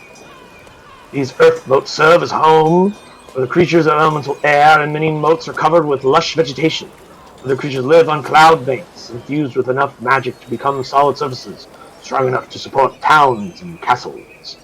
Drifting cloud banks can obscure visibility in any direction in the plane. Storms are frequent, mostly on par with the strong thunderstorm, but occasionally more like fierce tornadoes or mighty hurricanes. The air is mild, except near the plane of water, where it's biting cold, and the plane of fire, where it is searing hot. Rain and snow fall only in the parts of the plane nearest to the plane of water. Most of the plane of air is a complex web of air streams, currents, and winds called the labyrinth winds. These range from stiff breezes to howling gales that could rip a creature apart. The most skilled flying creatures must navigate these currents carefully, flying with the winds, not against them. Here and there among the labyrinth winds are hidden realms reachable only by a particular sequence of flowing winds, and thus largely protected against attackers. Such realm is the fabled Aquea, a shining domain of silver spires and verdant green gardens, atop a fertile earth moat. The Wind Dukes of Aquea are dedicated to law and good, and they maintain a vigilant watch against the divertations of elemental evil and the encroachment of the elemental chaos. They are served by Arakaka, a little-known race called the Vati. By Arakaka and a little-known race called the Vati. Region of the plane of air nearest the great conflagration is called Sicario Straits. Hot, dry winds scour the earth moats in this area to dry and barren chunks of rocks. Gargoyles and their allies from the plane of earth gather here to launch raids into the realm of Aquea. Between the Sea of Fire and the plane of fire, the Sicario Straits is a towering firestorm called the Great Conflagration. Sometimes called the Plane of Ash. Howling winds from the plane of air mix with the cinder storms and lava of the plane of fire to create an endless storm front, while the flames, smoke, and ash. Thick ash obscures sight beyond a few dozen feet, and the battering winds make travel difficult. Here and there, ash clusters into floating realms where outlaws and fugitives take shelter. The other end of the plane near the frost belt, the plane of ice that borders the plane of water, is a region of frigid winds called the Mistral Reach. These gales drive snowstorms into the frost belt and away from it toward the heart of the plane. Earthboats in the Reach are covered with snow and ice. Yeah, she did all that in an hour. Mm-hmm. She's very smart. She's way smarter than us, and somehow has more common sense. If she was an actual PC character, her intelligence would be like a 25. Yep. She's a mind flayer. Like Illithids are born incredibly intelligent. And like even the dumbest Illithid is still smarter than the smartest human. And I'm grateful, at least for now, she's on our side. Until she decides that you're no longer worth her time. Oh, she'll figure that out eventually. You're that I'll just keep entertaining her somehow. You're that she gets tired. And she watches you intently as you read through her notes, and she goes, Do you not find it interesting? This is amazing. So much knowledge. I wish I was. The elemental plane of air is quite an interesting place. I wish I was even just. I cannot visit another area of planar travel for another 7 hours. Like on a side note, I rolled a 7 on the D8. On a side note, if we could control how do we even exit, that'd be a very interesting set of adventures. Well, it wasn't difficult to exit. You just turned around and left. No, I mean, Archery being a prison place, enter without being in a prison. Without permission. Yeah, that's the one that you. I wasn't trapped in the plane of air. I could have left at any time. However, if one of you stepped through, other than you, Dr. Ice, you might have a hard time because there's no solid ground when you go to the other side, except for these small floating earth motes. Yeah, you'd either be falling up or falling down or falling sideways. It's like really no. I didn't go anywhere. I levitated. It asked passing Eric Crocker if they could show me around. They were most kind. Mm-hmm.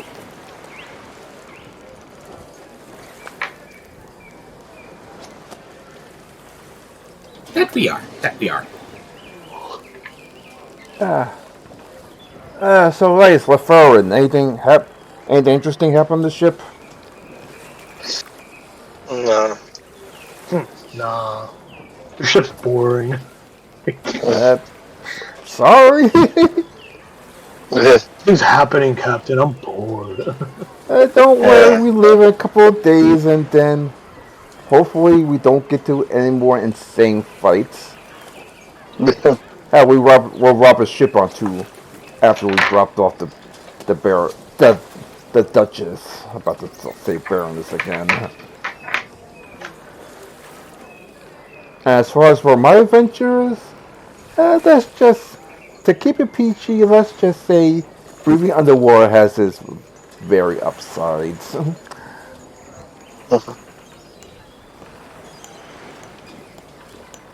Well, be able to. Well, let me rephrase that.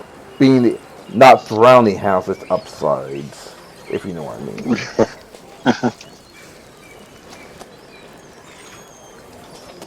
mean. Anyway, tomorrow I will train on the depth to make sure I'm battle ready. If anyone wants to join me tomorrow, get ready because I'm pretty much not going. Because with that, short of killing you, I'm not going to use any mercy. Who is Kiri, Captain? Huh? Who is Kiri, Captain? We don't have anyone on our ship by the name of Kiri. I said, short of any killing, I'm not going to show any mercy. Oh, my apologies, Captain. We misheard you. So, the day passes unless there's anything happening during the night that we need to discuss or go over. The next day comes up. Some interesting things that occur. First, the next day, because you've indicated that it exists, Sariel continues to play with the Well of Many Worlds. This time she goes to the astral plane, which you can then read her nonsense on that if you so desire. So that I'm not reading the whole chunk. If you go to the DMG, page 46, it discusses the astral plane. If you care. Those that care about other things besides that. The weather you guys get, temperature still cold. High and low, 50 degrees Fahrenheit and 2 degrees Fahrenheit. Or in metric system, negative 10 degrees Celsius or negative 17 degrees Celsius. It's a little warmer than normal. You have some moderate wind force. You have what is called a rogue zephyr. Some supernatural weather. Rogue zephyrs are gentle but magical breezes which undo simple knots, locks, bolts, manacles, shackles, and similar impediments. The rogue zephyr has a 50% chance of extinguishing candles, torches, and similarly unprotected flames. Which does make the repairs difficult because knots keep undoing themselves while they're trying to like hoist something up or tie something down on the ship. Which delays your repair work by an additional day. They will not be able to finish until tomorrow afternoon because of the road zephyr. Damn it! Alright, crew. Hey, instead of training, don't get mad at me. That's the table. That was the random generator. I didn't make alright, it crew. up. Instead of training, let's help out the ship repairmen with this crazy storm. Out of ship to people who know what they're doing, do what they do, and fix the ship. I'm gonna go and just walk and find a bar. There is no bar. There is no bar. We went there several times already. This is a place of sin and evil. Like, why do you finish our work and never come back? Why do you think I flirt with mermaids half the day?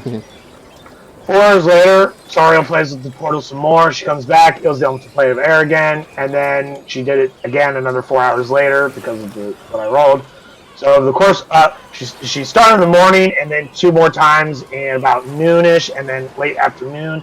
She comes back and goes, it was the astral plane again. She seems like mildly miffed that she got 2 places in a row where she's already been. So it's like air, astral plane, air, astral plane. She's just like,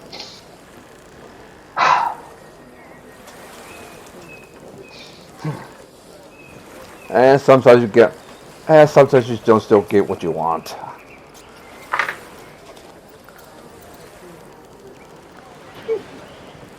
But I go over her notes, see if there's any like revisions. I there's additional details. I started working out with but beyond that, nothing of special note. I started working out with a crew. Treasuring anyone to a fight that's wanting to challenge me hand to hand Alrighty then. this time. On the 4th day, your weather is relatively fine. Nothing too bad other than it's just fucking cold, as always. Nothing too special or extravagant. The repairs are finished by that late afternoon. You'll have to pay an additional day if you wish to stay the night and leave tomorrow morning. First mate, pay the dockmaster 1 more day. Okay. As I go and give me the money so I could go pay the repairman for finishing the ship.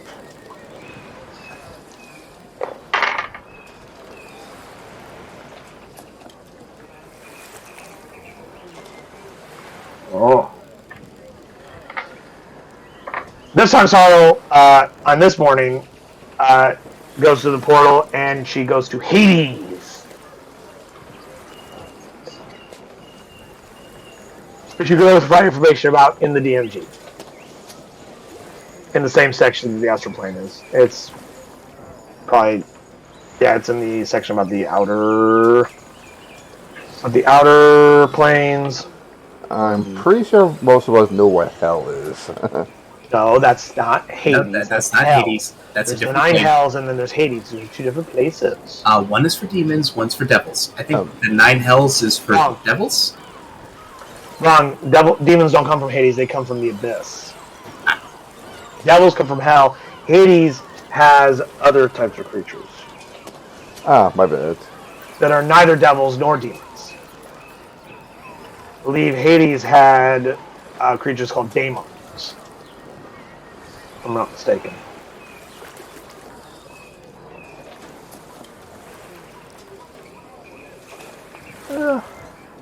Anyway, while showing us on our bicycle traveling adventures, I'm gonna go and pay them off for Pay the dockmaster. Thank you. Sorry it took a little bit longer than we thought, but what can you do? Anyway, here's a million plus 5 hours after she comes back from her trip to Hades. Just try something about Hades. Yeah, here's your money plus 100 gold for doing a fine job, and have a nice day.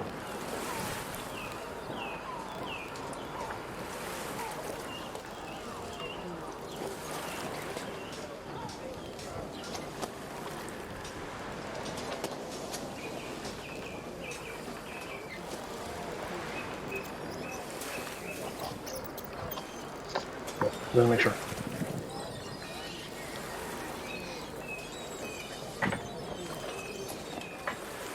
Hours later, she uses the portal again, and she is gone for exactly 2 seconds and comes back immediately. What'd you find? And then just peels that off the wall and goes, "You don't want to go in that one." So you don't want to go in that plane. She just folds it up immediately.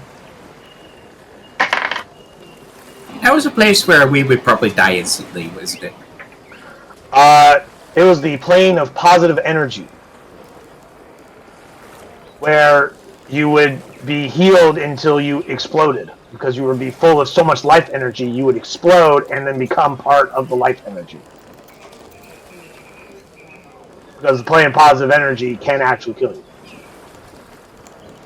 But she's glowing with extra life that she now has to go bleed off. Yeah, let's not go there. And I imagine that the. I mean, it's great if you were like wounded or were like dying, but it's kind of like it keeps infusing you until your body can't handle it, and then you explode. And Like when you fill up a room with too much air, or you oversurge an electrical box with too much energy, eventually it explodes. It oversurges. And I imagine there's probably an inverse plane of that such thing. Or there's negative energy, which is like death. Yeah. Void.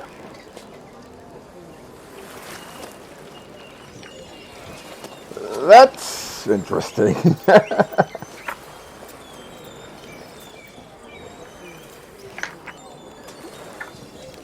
All right. All right, true. I'll wait till the Duchess makes up to update our progress, and then tomorrow morning we'll ship off to continue our journey. Cool. You ensure that she is aware of the status.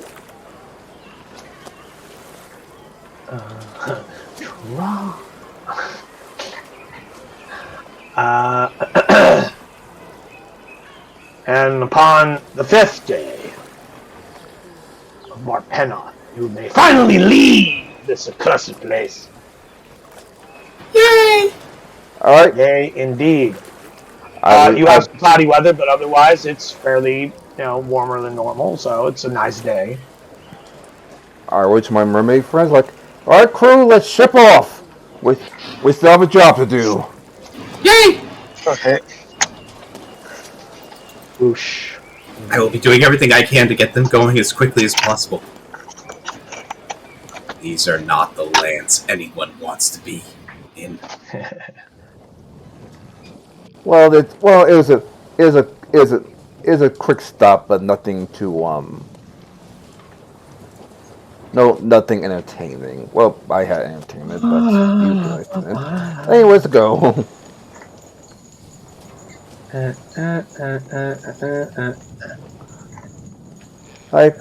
we traveling at a slow pace, fast pace, or normal pace, Captain? Normal pace.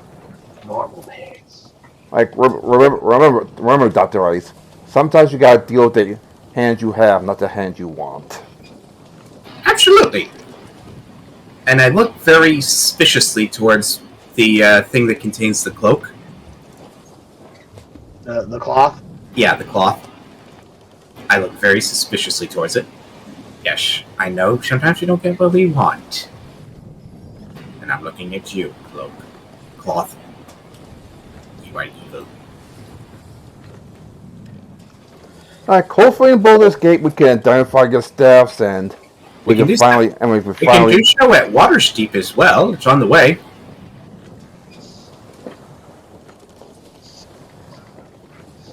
Dr. Ice, roll me a D100.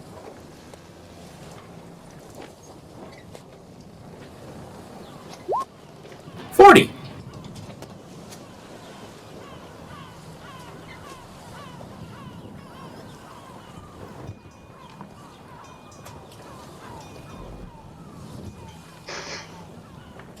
Uh-oh. Oh no. Before you guys leave, we'll say I want everyone to roll a perception check to see if you guys notice this first before you leave. Hell no.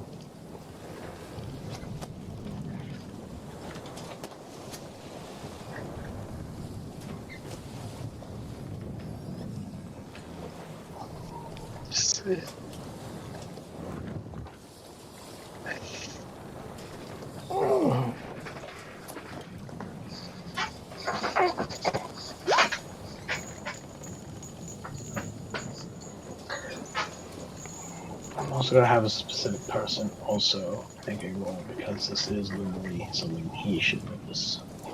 Advantage of his. Where's perception? Cool. So everyone, I assume, notices. I haven't seen Jim Pan roll for Artisan Foreign, but so far 3 people have made the DC. It wasn't a super high DC. You guys notice, just before you set out, that several ropes are found to be frayed or otherwise in disrepair. Should the captain order the crew to use what they have and risk breakage, or sail with half sails and fall behind schedule? That's what would have happened. Fix the ship. That would have happened if you had left before you noticed it. Because you guys, even Jim Pan, rolling well over the DC, all noticed that you were able to quickly have those replaced before you set off on sail, because that was the minor issue at sea that you guys were about to get. Was that you then make a decision of like whether or not you'd have to travel at a slower pace or risk a breakage that could cause a more disastrous result.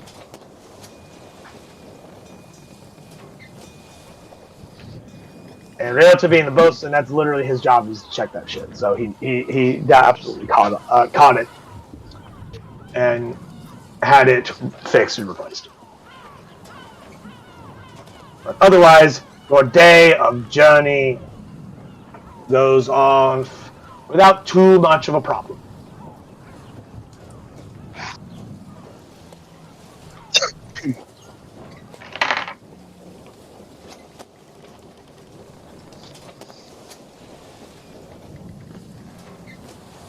Anything anyone wishes to have done during the traveling aspect of the Stormbreaker? Continuing my lessons with sign language. Ryota will do so for the day. There's nothing more to do since he's already pretty much done everything that needs to be done. So he has lots of free time at the moment. Training a crew that needs to, that wants to around the combat just to keep your skills sharp. Non-lethal, of course. All right. A little bit of light sparring. Yeah.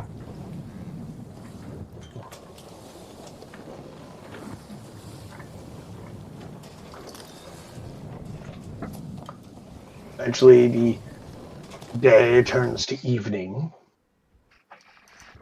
And the Duchess comes out and says, I see we're finally underway, despite many delays that life seems to keep throwing at us. It's good to see. Yep.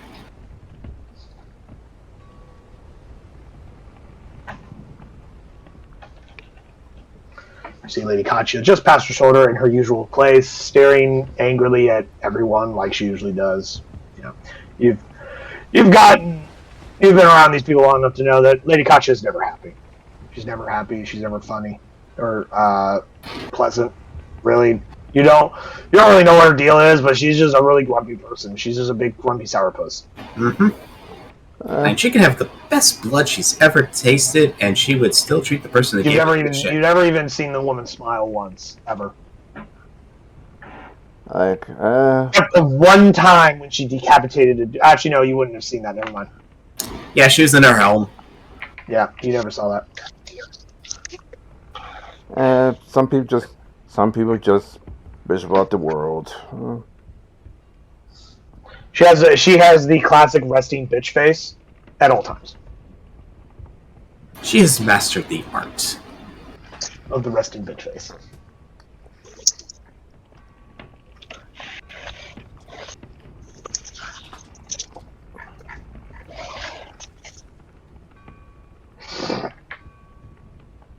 But assuming nothing untoward occurs during the night, you wake upon the next morning. This is resting bitch face. Roughly how long would it take us to get to Waterdeep? Like, I figured probably like a week or so. Well, you could travel 7 hexes per travel day at a normal pace. Each hex is 2 hexes. Or so, about 5 days. Give or take.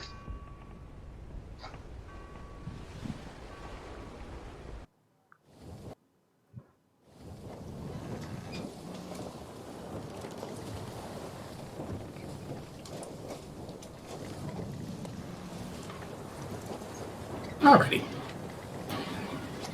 Captain, considering how much further we have until we get to Baldur's Gate, based on the map here, it seems like Waterdeep is probably like the biggest city until then. So maybe we could stop there and maybe give the crew a couple days in a place of actual civilization, as opposed to the hold. Given how much farther yeah, but look at the map too. Given how much farther we got, that'll probably be the best idea. I wanted to give them a break in the hold until realized how barren the hold is. So that would probably be the best idea. They were able to take their break. They could just sat around and done nothing, or learned sign language like I am, or train the crew like I am. But we still have to pay the crew, and we still have to Yes. And we still have to give him at least some shore leave in between. Mm-hmm. Where are you guys having this discussion, by the way? I was having that in the morning when we're having breakfast in the in the officers' lounge. So morning at the officers' lounge. Sorry, in the officers' gallery. Cool. Whilst you are having this conversation, let's first check the weather. It's a fairly nice, clear day. Nothing too untoward. As you're having this discussion, a strange yellow, sickly yellow and green fog suddenly just seeps through the walls of the cabin, or of the ship, and then goes across you guys, and then goes through the other walls, through the wood boards, and is gone. What the fuck is that? You hear a lot of other people around the ship. You hear, the hell was that? The fuck the hell was that? Oh my god, am I poisoned? Get in my face! What is wrong with my face? Dude, there's nothing wrong with your face. Our new doctor see what's going on. Except for the fact you're an ugly motherfucker. That's the only thing wrong with your face. Man, fuck you! You fell for it. Arcana. What? Nature. Arcana. What the fuck was that? It was not natural, and Arcana not high enough to figure out what the fuck it was. Can I at least tell? You don't know. Can I at least tell if it may have been poisonous? Do a medicine check on yourself and your fellow crew. I will do so. Alright. Roll an advantage, because the leaves will help you. A 14. Cool. You don't see any signs of issues with anybody. While doing this, the one thing you did hear was a scream of pain from the kitchen. I run down to the kitchen. Drusilla is covered in burns because the glass containers of liquid that she was using suddenly disappeared, and now she's covered in hot liquid, and it's burning the fuck out of her skin. Okay, ice magic. Cool her down. Healing. Give her hypothermia now? Shit. I'm gonna do everything I can. Let's just puts his hand on your hand and goes, magic. You're gonna get healed. Be healed. Be healed. Be healed. He stops you for a second. He goes, Dr. Ice, sometimes you don't need magic. And he pulls out a simple poultice and then just spreads it on the burns. Sometimes doing it the old-fashioned way is better. No need to use magic here, dear sir. To be fair, she is our cook. You need to learn to stop panicking so much in these circumstances, good boy.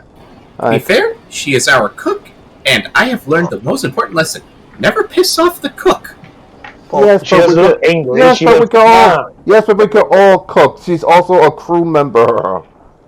I want her alive, even if she can't cook for a few days. She makes really good tea. And she'll have to not make that tea for a few days. These burns are severe. This will help with the pain and help with the healing as he takes her other arm and. But the burns are bad. They're real bad. She had hot boiling water and oils and shit like that. She was in the middle of making breakfast and shit like that. when that fog rolled in, when she was waiting for like the crew. So for the next couple of days, everybody gets hot tap Alright. because Drusilla can't cook right now because she's on bed rest. Per Dr. Leewitz's orders. First mate LaFern, find out what that fog was. I want to look throughout the kitchen. Any other glass cabinets, like any other like containers, just suddenly disappear? Anything that was made of glass is no longer on the ship. It's all. Do I know what it was? Say again? Do I know what the fog was? It's some. You know that sometimes the world is strange, and that sometimes weird magical phenomena just happen. This is a high fantasy world. There are places that sometimes have strange magical effects that just occur at random intervals. The best you guys could determine was that weird ass fog rolled in and was gone almost immediately. But every single piece of glass that was anywhere on the ship are all gone. It's dissolved. And that's the only effect you could tell that the fog did. It just dissolved glass. Oh boy. Well, hopefully it's just dissolved glass and we can replace all the glass bottles and anything that was in the glass bottles when we get to Waterdeep.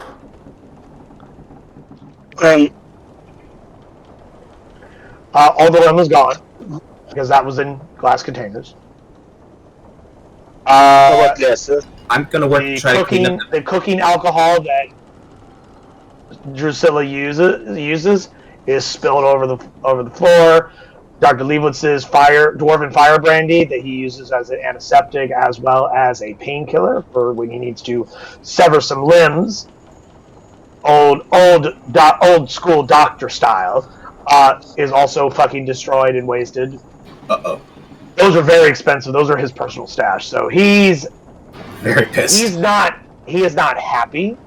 No. But much like many older gentlemen, does not show it. He kind of just takes it in stride and just okay then. So now we'll go. He just takes that. He examines how much that angers him, and then he just kind of lets it flow on down the river. Like the typical old person thing, where it's just like, okay then, and then he just goes about his day. Yeah, Kiri, I'm pretty sure mop requirements is required. For Many deckhands start getting out mops. I'm gonna kick the ass of anyone that goes to the floor to try and lick up the alcohol. I was about to say, some of them, when they like mop it up and they squeeze it out into the bucket, kind of take a look around, and then when there's also like other shit mixed in there too. Like it's not when like I see doing that, I'll just slap them back to the head. It's like if a large bottle, several large bottles of rum just went all over the fucking floor and they mopped some of it up, but it wasn't the only thing they mopped up with it. So, and they just squeezed it out of a mop head. So, like I said, any crew member I see doing that, I'll just slap in the back of the head. Like, no drinking during the job. We'll replace the rum when we get to Waterdeep. Next time I catch you, do it even worse than just slapping the back of the head. give me, Captain, give me a flat charisma check with advantage, please.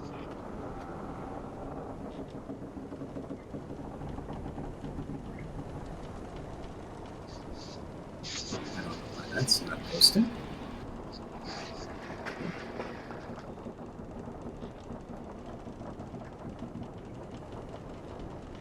I could have sworn I saw charisma a minute ago. Should be up next to all your other stats. So why did that post, but that didn't? Yeah, I'm blind.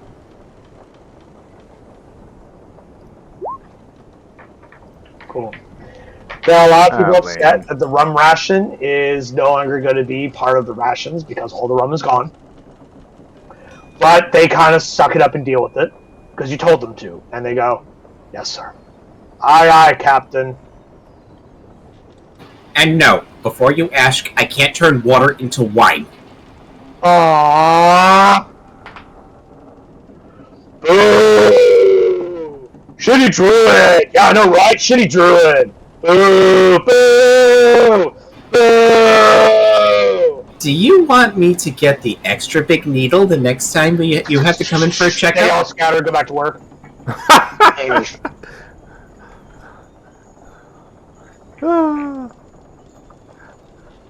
know, never twist. I know, let's pick off 2 people. You know, Izio helps with the mopping duties because he laps up all the fucking junk on the floor. He is drunk as a skunk, but within the next like couple hours. Yep. Then we clean up all the saliva. He's not going to be he's going to go to bed early. I'll order it. Like, go to bed. Izio early. barely sleeps, just so if you recall. He's a restless spirit. That's gonna be fun. Yeah. Like putting a toddler to bed after he ate 4 chocolate bars. Good fucking luck. I have a niece. They never sleep. Somehow, they have all the energy. Well, now I've stopped by Waterdeep. Is it just a... Everybody's hey, on get some rest, now we need to glassware, stop and you have by. to go get your booze back. Well, Absolutely. booze replace all the bottled goods, the bottles. Later that themselves. evening, assuming nothing else happens during the day, later that evening, the Duchess discusses with you, goes, I can't help but notice, but all the wine glasses are gone. And the wine bottles are all... what happened Yes, during the day, unfortunately, we had some strange fault that went through the ship, and now every single glass is either disintegrated or gone. So now we have to stop by Waterdeep to refill on everything. And sadly, Waterdeep is quite a nice city. I was hoping you would stop there for a couple days or so, just so we can... What kind of city is Waterdeep? It is a cosmopolitan city of many, many people. Ah, an area. It's one of the largest, most wealthiest of the trade cities along the Sword Coast, rivaled only by possibly Neverwinter, Baldur's Gate, and Kellenport. It has many mages guilds and many high-fluented people. Yeah, cool. But yeah, fortunately, we got to stop there to refill any all supplies lives there as well. Huh? Ah, You've already met her. At least I think that's where she is. Let me check. Need appreciation. when it comes to the people that know us, is it one that wants to kill us? Is it one that's angry at us? Or is it one that actually likes us? I kind of feel like the people that like Countess us. Margot Dumont. Let me I mark think, her name that, I down. think that's the one that actually likes us, or at least tolerates us. I do not If have you her. recall, is this person, if you recognize her. Let me write down her name. Countess. She was one of like 4 other people that you guys met back in Luskin that were visiting their friend, Vice Countess Olga Brightwood, the were-rat. I think they at least liked us, or at least Could I you think please she repeat even the likes last us, or at two least names? You had tolerates. like Countess Margot Dumont and Vice Countess. Margot Dumont is this person right here that I'm currently showing you. Okay, I spelt it as the French pronunciation where the T sounds is silent. Yeah, Margot And- Dumont. And Olga Brightwood. We Well, know what is that? we know You Olga. guys because you killed her lover. We know Part Olga. of the We've trade almost guild? killed her lover several times. I was asking for her You last. absolutely did kill her lover. Yes, we did. And can I have her last name? It was like Brightwood or something. Yeah, Olga Brightwood. Okay, good. Here, Because she's not on my list of characters that we need to know or care about. So I'm adding her to that. Yeah, remember to drop like $5,000 to make sure she gets off our back. And essentially get her off your ass. Yeah, we killed her lover in session 2. Yeah, here are both of them and how their names are spelled. This is the Vice Countess, who is the head of the Luskin branch, the head of the Luskin branch of the Red Dragon Trade Company, and is also secretly the guild master of the Were Rat Guild, known as the Trade Guild, or also known as the Tradesmen, who are a Were Rat Guild of smugglers and black marketeers. Mm-hmm. This is her human form. Ignore the pointed ears. She is human looking. She's not an elf. It was just the best image I could find. That what I She wanted. puts us on every now and again just to fool people. Make her As seem you more high recall, class. This is her were-rat form. This is what she looked like when you first battled her in the rat's nest inn that you then set on fire. So we didn't know she was down there. We were just trying to. Yes, you did. You purposely set it on fire because they were down there. Yes, we did. I had my glowing orb, the Beavis fire orb, just going around. Now, don't try to confuse facts. We don't know what actually happened. It was all recorded. Plus, it's recorded, so. Yeah, you motherfuckers went down there and started shit with the Were-Rat Guild for no reason. Well, they did go to And they're like, they're the bad guys. Fuck you.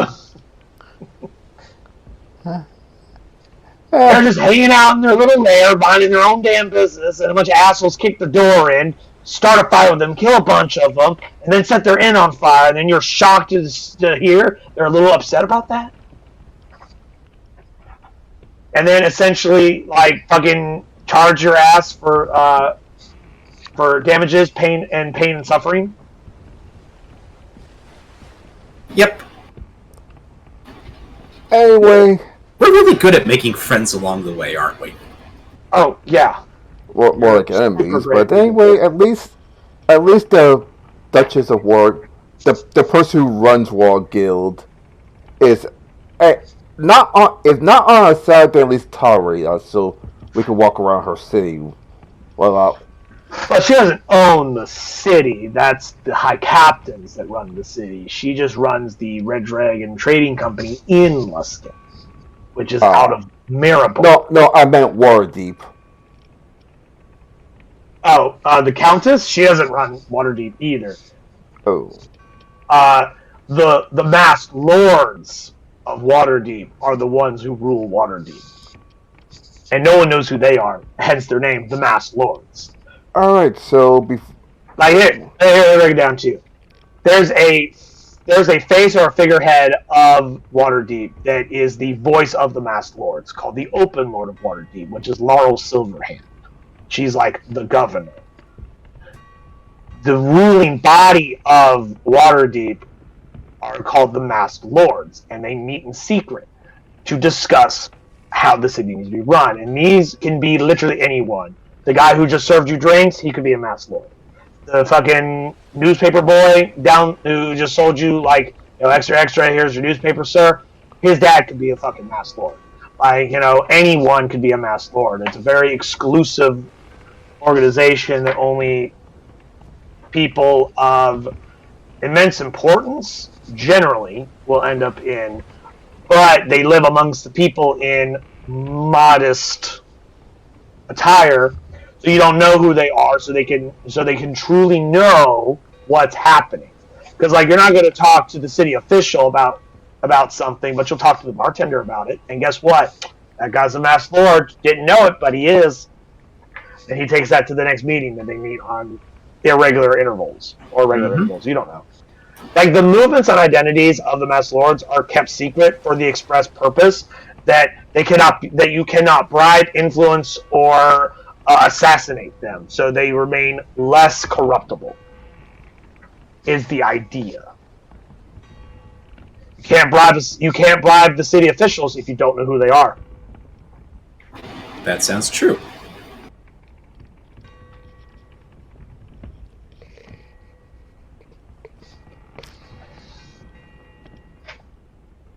And you can't get upset and assassinate someone based on decisions that were made in a secret meeting by people whose identity you don't know. Now, obviously, there is the Open Lord of Waterdeep, which is Laura Silverhand. She does also, of course, have a say in the city. Her official position being that you can't run the city as a shadow government. Someone has to be in charge publicly. That's where she comes in. That's her job. Alright, so one day before we get to Waterdeep, I'll explain to everyone like, hey, this is like not like most cities we go to so far. We have no idea who's During the in time charge. we get to Waterdeep, like So, I will continue my sign language like lessons. we have no idea who's in charge. From anyone from the bartender to the bard to a hooker you sleep with could be one of the masked lords. So don't try to piss anyone off. Try the key. It's a keyword. Alright. For e-checks, can I continue with the sign language aspect? Absolutely. Alright. Now come on. Now come on. Let's do some light sparring before I hit Waterdeep and My everyday duty. I wake up, give the weather report, perform Oh, the right, duties someone as has to the cook. field surgeon, Oh right, someone has to cook. and then after work, learn sign language. There are other wait, people someone has to that cook take as care of well, the meal prepping. who's That the- Drusilla will oversee them and like direct them. Goes, no, not that spice. The other spice. No. Yes, that one. Not that much. There you go. You figured it out. Like she's sitting with like bandages up her arms and down her legs in the chair, kind of like, no, you got to calm thinner. No, that's too thin. There you go. Now you're figuring it out. I'm just picturing Gordon Ramsay. I'm like, are You fucking donut! Learn how to cook better. Are you You're cooking like a donkey. Are you sure you're okay doing this? She goes, I'm totally fine watching amateurs who don't know the first thing about cooking. She's sitting in the chair, just angrily staring at them using her kitchen utensils. It reminds me of freaking was in the Flaming Fist. Some dude named Ramsey that's yelling at anyone who's fucking up on cooking. Oh, fucking donut. Yeah, he says that. As well as some, let's just say, not so PG language. If these people can't cook, then they deserve all the reaming that they get. About midway through the day, during travel,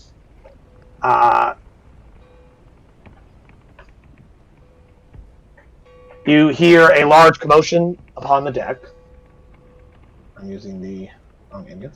You hear a large commotion upon the deck as Vola has discovered that your ship had a stowaway on it as she pulls a goblin out of one of the barrels. Ah! And he's like, hey, lady, let's relax. Hey, we're both goblins, we're cousins. You're not gonna, oh no, there's a lot of other people here. Oh boy. Hey, just, let's talk about this. That Huffle guy looks real scary. That's the captain. Oh yeah, that's the captain based on that. Oh no, don't get in your face. What the fuck are you and what are you doing on our ship? I'm a goblin. I'm an Arakakra, and I'm also I'm going to go toss you overboard unless you explain yourself now. Vola just goes, he's a stowaway, Captain. I found him inside this barrel. Well, given the fact that I don't He's like, recognize him, hey, I just needed a quick ride, okay? It's totally cool. Look, I didn't steal any food. I got my own food. He pulls out like a bag of rice. She's like, I have my own food. I didn't steal anything from you. Everything's cool. My name's Hancock. John Hancock, my name. Pleasure to Right, my name's Steve Smith. No, it's not. You're right, it's not that either. It's, what is your name? And she just growls at him, and he just goes, I don't remember anymore, she's scary, can I go, please? Oh, don't eat me. Okay. I'll make you a deal. First mate LaForeign, how many miles have we traveled? So, I assume the stowaway snuck on to from the port. How many miles have we traveled so far? Can you repeat it? Huh? Hey man, I was in Thornhole. I just needed a quick ride to Waterdeep. I didn't want to have to $500 little young a man. mile, or we'll toss you overboard. So Hey, 500 that's not gil, cool, 500 gold a man. mile, we Like, oh, toss don't you be like that, overboard. bro. Can you cook? Look. I know some people in Waterdeep. I can get you some cool connections. Can you cook? I can try. Are you a good No. disciplinarian? At least as far as kitchen work goes. What's that word mean? Can you help whip people into shape? No, because I'm a goblin. Everyone always bullies me. What are you good at? Vola's like still holding about the scuff of his neck, and she goes, "Can confirm goblins are fairly cowardly, and we as hobgoblins generally bullied them into servitude as part of our culture. And Nezor, as a bugbear, usually would also bully them into submission. It's kind of part of the goblinoid hierarchy." Nezor goes, "Can confirm." Goes back to sailing. Alright. What are you good at? I'm good at what do I need to be good at? To not die. Captain, are there any specific areas where we feel like we're a little bit underrepresented as far as like skilled labor goes? Dude, we have a full ship. Hey, look, man, I'm not looking for a job. Just looking for a ride. Just need a ride of water. Excellent. I can get you some connections. I know people. I can get you cool shit. What you need. What you looking for. I know people. I can find people that can get you what you need. Just tell me what you need. And please don't kill me. Name's Johnny. No, it's not. Yes, it is. That one's not a lie. I'm telling you the truth. My name's Johnny. You don't even tell us your full name yet. What makes you think Don't I have a full trust name. you? Just Johnny. Goblins don't have families. So I don't have a family name like you humans do. Or Ish. half-orcs, I guess. Or whatever the fuck else is on this ship. And Bola goes, typically goblins do not have last names. That is generally a sign of many civilized cultures. It is not common. I, in fact, also do not have a last name, nor does Nezor. We just have first names and Insight to see identify if she, ourselves insight by our clan or tribes. insight if he or she is at least telling the truth about his known identity. Oh, the goblin, it's a dude. Huh? I noticed you weren't unsure of the pronoun. It's a dude. The goblin's a dude. All right. Insight to see if he's actually telling the truth about at least his identity. Roll an insight. I mean, it's a goblin, so you don't fucking know, man. They're tricky little bastards. He could be telling you a lie that he believes it so hard that you can't tell if he's lying anymore.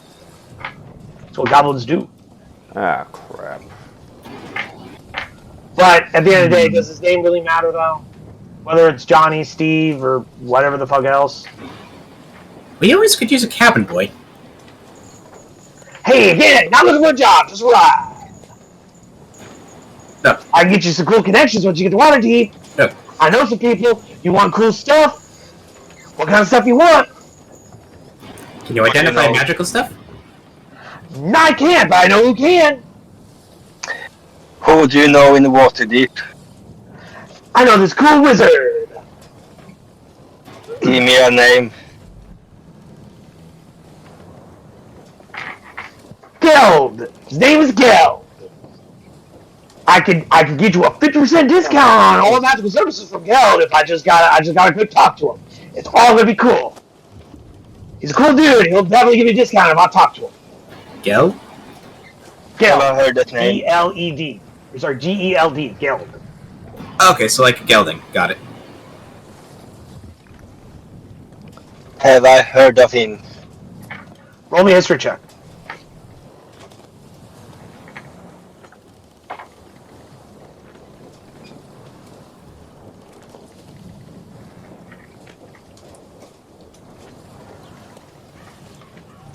Now we wait with bated breath to see what Jim Pan's history check is. Yeah, I heard of this guy. But it's not like every wizard. It's not like every wizard is the world is registered. So like he's not a famous wizard. If he was famous wizard, he fucking. It's not like Eldman. It's not like he said Eldsminister or fucking Kelvin Blackstaff. Like these are names that you don't need a history check for. But Geld of Waterdeep, you don't know what the fuck that is. You don't know Geld.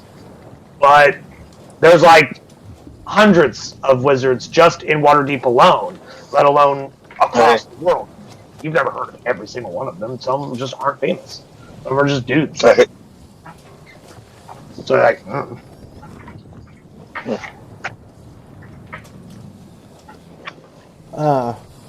put into in the equivalent of the freaking hold until we could decide what to do with him.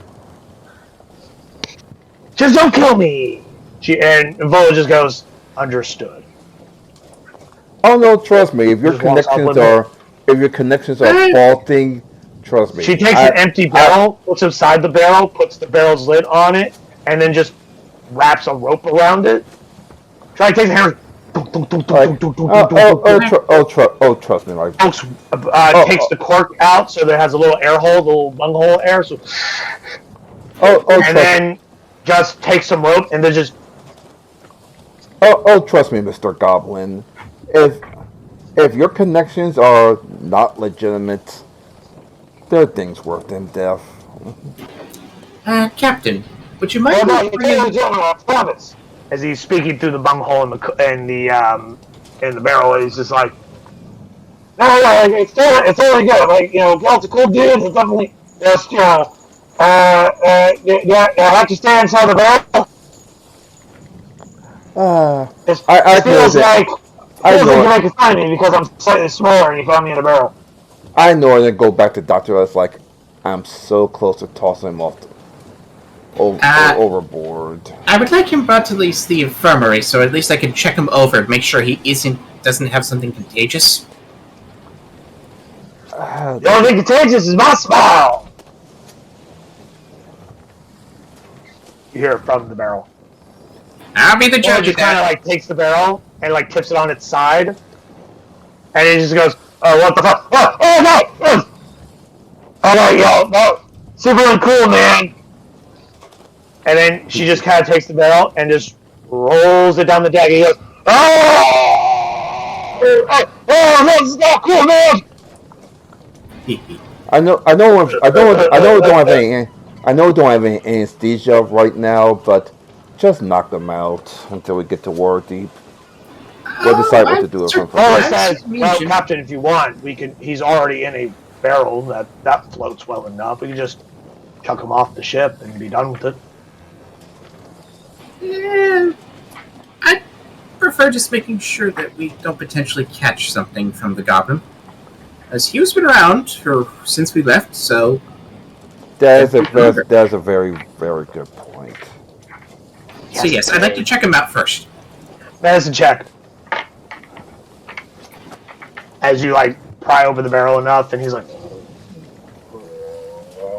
Roll 21. Oops, wrong one. That would be like a 16 if I was using the medicine check. I don't know. If Dr. he has a steam disease. Dr. Would do as well, so that'd be an advantage. Oh. Yeah, yes. He'd help you. So then 25. Yeah, you don't see anything of disease, as far as you can tell. He has some like weird pustule boils and whatnot, but that's typical of goblins. They don't have super great hygiene, and he's probably been in that barrel for a few days. So like he seems healthy enough by general goblin standards. Well, I can give you a good clean bill of health. Awesome! Does that mean I don't have to be in the barrel anymore? No, you're still to be in jail. You did sneak up. No! Dang it! To be fair, it's that, or we would just leave you in a hold. Like I already checked. Either that, the hold, or overboard. Which one you're choosing? Because I know which one I'd choose. But you don't have a brig to put me in. But Hey, Sariel. yeah, I can see where this is going. Like, Okay, cool. Yeah. sorry, I'll just go in the barrel. how's your, Safe. Sorry, How's she's got there? I'm a little hungry. Sorry, how's your adventures in traveling planes are concerned? Do you think you could find a plane for this guy if he decides to keep talking smack? I was talking smack. I wanted my options back because I'm hungry. Please? Got my stuff back? I didn't steal anything from you. Why are you stealing from me? That ain't cool, man. I conjure small rats. I conjure rats. Fucking rat! Hey, Renil. I figured you could use some protein. Thank you.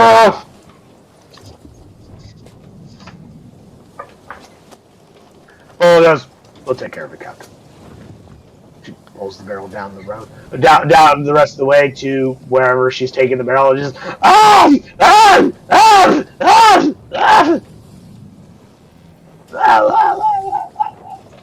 Like, if it gets too annoying, knock him out or put in that prison that I stopped by earlier. If you know what I mean. If you can find the correct Also, around this time, a snowstorm shows up, and you start getting a lot of snow coming in because that was the random weather I rolled. Was a snowstorm. Crap! All right, all hands on deck. Of which I warned everybody. It's not a blizzard; it's a snowstorm. Like there's just a lot of snow. Okay. All right, snow showers for till the evening, or through the day. You hear Drusilla bitch about the snow because she fucking hates snow. She's not into it. Sucks. And I along with Dr. Leibowitz, try applying the solve whenever necessary. So like the bandages are changed and treated on regular intervals. Absolutely. So this is how you do it without magic. But not as you are familiar with how to do it without magic. You just have this tendency to immediately resort to magic, and Leibowitz is like, "This, you don't need that. We have a poultice. This is what this is for." To be fair, once you start using magic, you become a somewhat oblivious. Because I've been using magic longer than you've been alive. Yeah, to be fair, I'm only 4 years old, so yeah.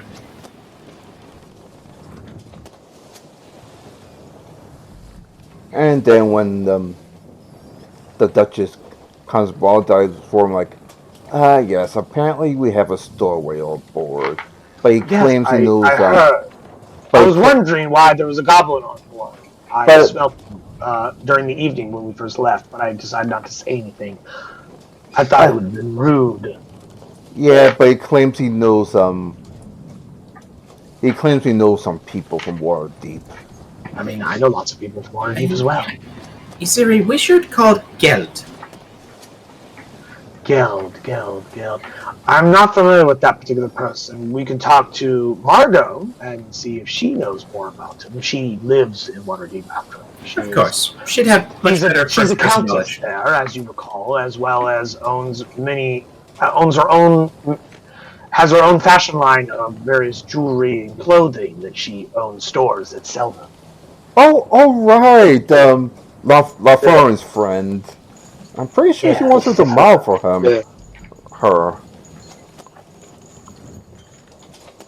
Yeah, she flew back on her friend, pet, summoned creature that she calls Princess. It's a large green dragon. I.e., she can cast Draconic Spirit too, motherfuckers. Bam! Note to self, don't piss her off. Well, if we already have connections, why are we keeping the goblin for? I never said you keep the goblin. That was entirely up to you, Captain. Oh, I simply simple. stated that I did not know anyone named Geld, and we can talk to Margot. Exactly.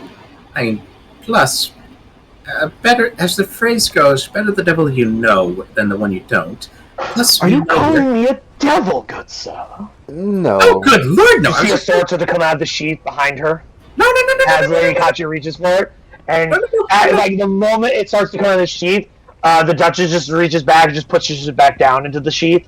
Just Better that we know where the goblin is and where we don't know where it is.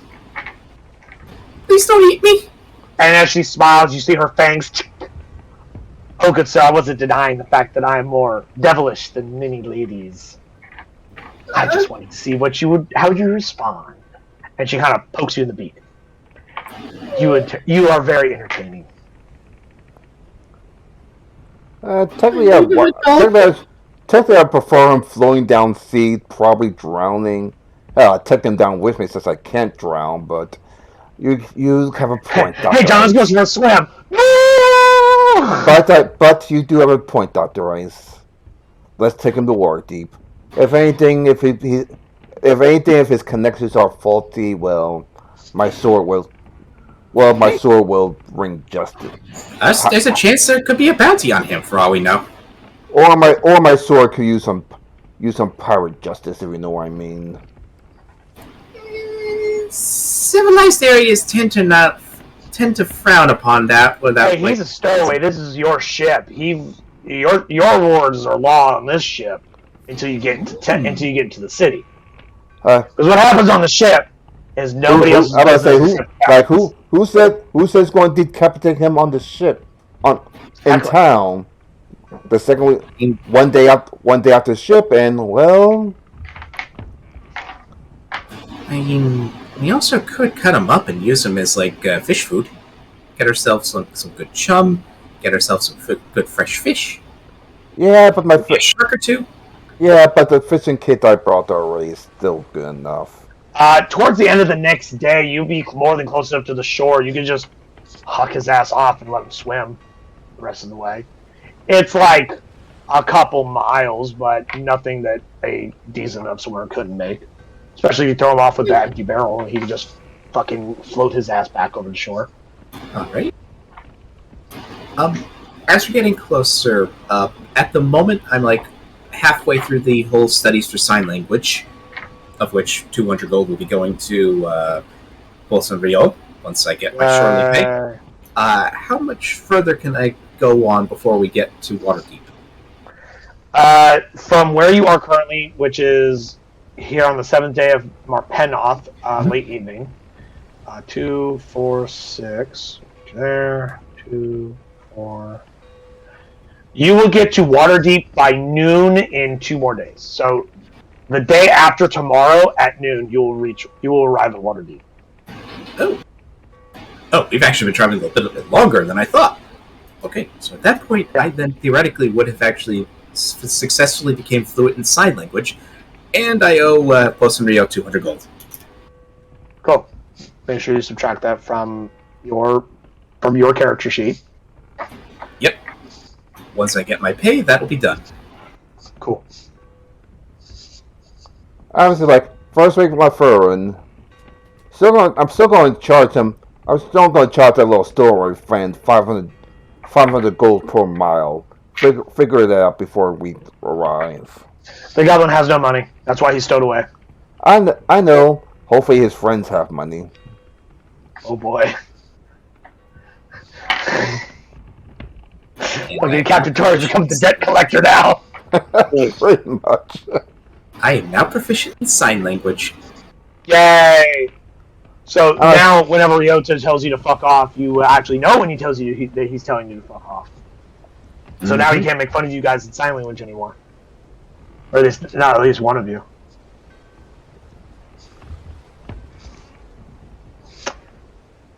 But unless there's something else that wishes to be done upon this evening, we shall move to the next day.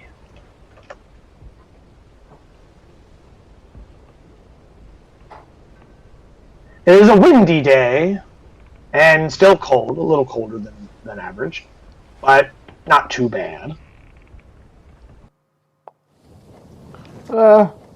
I'm stretching. I'm working out. I'm helping any of the crew that's needed.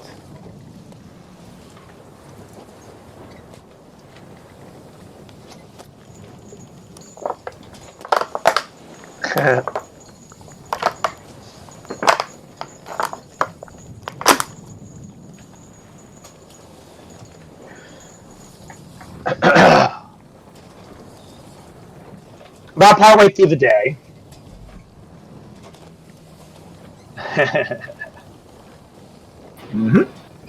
about partway through the day, a small fire just suddenly breaks out on the ship. Just, and it's like, what the hell? What the fuck? They start throwing water on it, they pat it out. They're like, the fuck was that? What the shit? It's a huge incident for like a good several minutes. Just, or at one point, someone's like, fire, fire, fire, fire, fire, fire, get the water, get the water. Are the cooks fucking up already? The cooks deny any involvement in the fire. If it's like around the size of a small campfire, I just immediately shut it down with Druidcraft. It's a small fire, as in like probably bigger than a campfire, but not like uncontrollable. Like they get it under control within minutes. Okay, so like a bonfire. I realized it was there, but it was kind of like bonfire size. like a sudden flash fire caught some rope and some sails, and it's like, oh shit!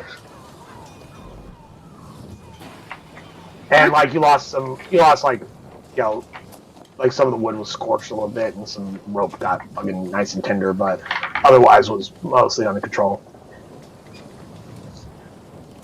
Vola starts going around, trying to figure out what caused the fire, who did it, whether it was an accident or on purpose. Everyone just goes, wasn't me. No, I didn't do it. No, I wasn't involved either. Nope, wasn't me either. Everyone's like, it was an accident. I don't know. I certainly didn't do it. I accident or on purpose. Where the fuck was that goblin? In the barrel. In the hold. Okay, so it's been accounted for. At least that's where you last saw him. That's where I'm going down to the hold. I'm going down to the barrel. I'm going to open up the barrel. Do I see a goblin in there? You see a goblin who's got like, who has skinned the rats that you spawned earlier and is now like whittling away at the bones, and you're like, and he goes, oh hey, does that mean I can come out of the barrel now? I spawn more rats. Then I close the barrel. Squeak, squeak, squeak, squeak, squeak, squeak. I'm go gonna back name you Steve. I'm gonna name you Joe. I'm gonna name you Allie. I'm gonna name you Alice. Okay, I go to the captain and indicate that the goblin's been accounted for. So it likely wasn't him. Chances are it's not going to be him anyway. Remember, he's trying to stow away in our ship. I'm pretty sure he's not trying to burn the ship. He's trying to ride on. Never hurts to confirm, though. Good point. Okay, I want to look to the area where the fire was, and Investigation. Does it look like it just was by chance or potential incendiary attack? Looks like a fire happened.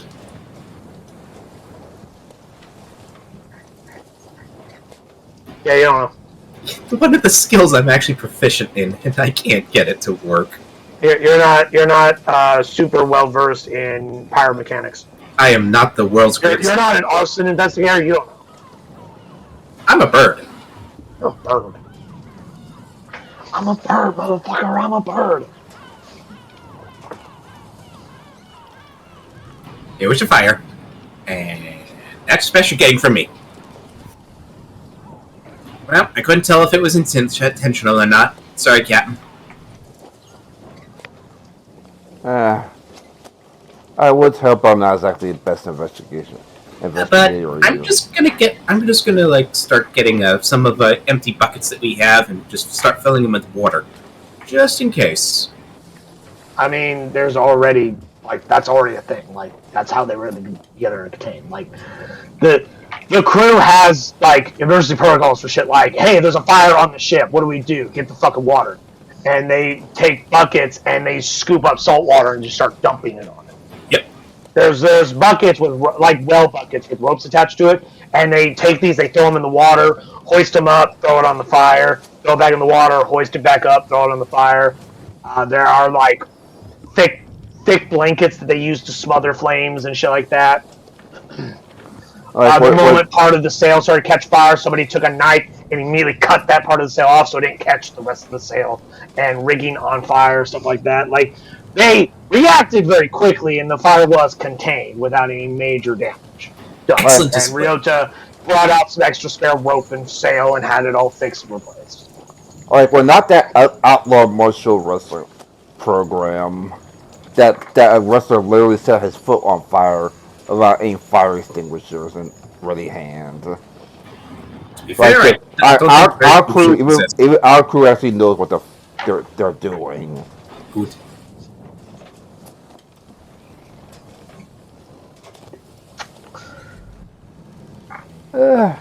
Excellent work, That's Rick. what happened during the day, because it's funny. And I praise them for being good at their work.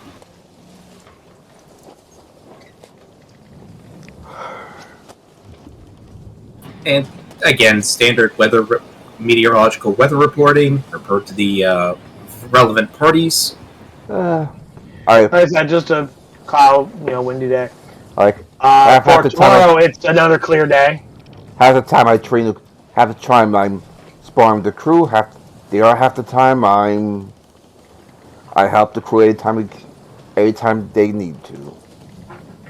During the evening, the Duchess hands you a sealed letter and tells you to have this delivered upon your arrival in Waterdeep. She hands you like a pouch of coins for the payment of it, and asks for you to have a courier take this to where its destination is. She tells you is the estate of Margot Dumont, Countess Margot Dumont. First mate. Well, when you arrive in Waterdeep, she tells you this in the evening. Like, I've seen that you and the person in charge, seeing that you and her is at least somewhat close. But it might be good if you hand her this letter. No. She said to have the letter given to a courier, and the pouch of coins was to pay the courier to have the letter delivered okay, never mind. upon your arrival. All right, never mind. I'll just find that by evening, the letter had already gotten to her. So that essentially, she just tells you like the letter is telling Margot that she's in town and to come and see her, or wishing to visit her at her estate. Essentially, it's the hey, I'm a noble, you're a noble, we're friends. I'd like to come say hi while I'm in town. Can you send a carriage to come and get me, or should I rent it out? Kind of a thing. But she wants it done when you get there at noon, so that by evening, when she can actually leave the ship, the arrangements have been made. Okay, no problem. Like, that's just something. That's like a side thing she's doing. I'll just give it to a courier when after the ship leaves, which is probably 3 or 4 days. Well, the ship will arrive tomorrow at noon. All right. Well, crew, see I need tomorrow. Crew tomorrow. Tomorrow, remember, don't piss people off too badly. We're on the Captain, we'll try not to get too rowdy on our short leave. Yep. Absolutely, Captain. Like, and I crawl to bed. Awesome. The next day, 9th day of Marpenoth, arrive at Waterdeep. I quickly make the list of all the items we have to replace. Hopefully, Dr. Ice does his suit to medical facilities. Ryota says that he informs you that he'll go take care of that. He'll go and get all the supplies that needs to be taken care of. He'll go get more rope and sails, and he'll make sure he gets all the glassware back. Dr. Leibowitz actually leaves the ship to go and find Dwarven Fire Brandy that he needs to replace his personal private stock. Drusilla, by now, is much more well healed. She still has some residual burn marks that haven't fully healed yet, but she goes into town with a couple of other drow to go and get some of her cooking wine that she uses replaced. Alright, the rest of you on shore leave, come back in 5 days. Like first Now, mate question. pay everyone. Remember, you still owe me 800 gold.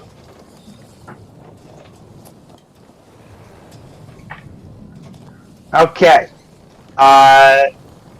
You guys have however many days it is between the 19th of Melon and the 9th day of the Marpenoth. One moment, let me change some ambience here. First things first, before anyone can have shore leave, docking fees. You're paying for 5 days? 6 days. One day to actually leave up in the morning. Okay. Also warn the crew, like, remember, we're always gonna have shore leave. We'll get to Baldur's Gate, so don't spend all your money.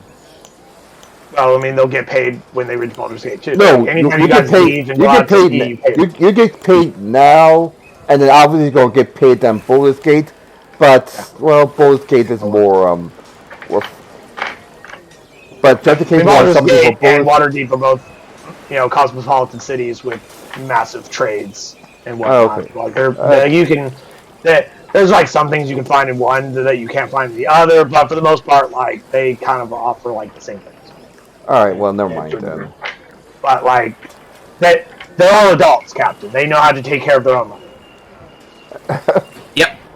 Now, that being said, it is 5 gold per day at the docks. And so that would be 30 gold for 6 days.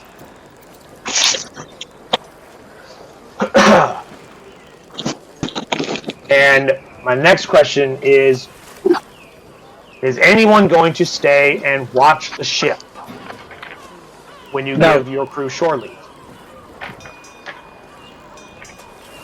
I will for the first 2 days. Okay.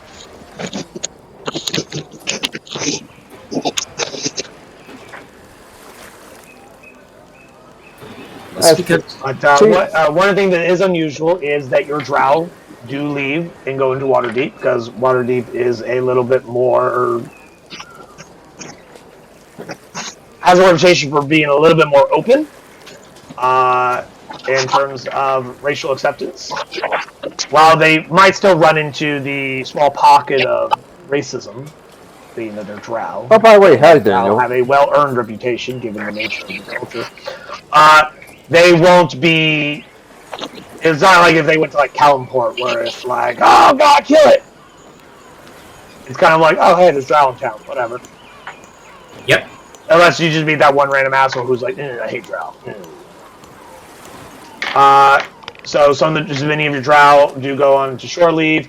Nezor and Vola also go on shore leave as well, which they don't typically leave the ship too often. Eziel tries to start to leave, and then some crewmen go, should we keep an eye on him? Some of the crew decide to, they like volunteer of their own volition to like chaperone Eziel to make sure he doesn't cause any too much problems. Being, a knoll in the middle of fucking Waterdeep could be bad. Oh, I almost forgot. Make sure our little goblin friends' sources are correct. If not, well, bring them back to the ship for just punishment. Said punishment would have to wait until we're in the international waters. I know.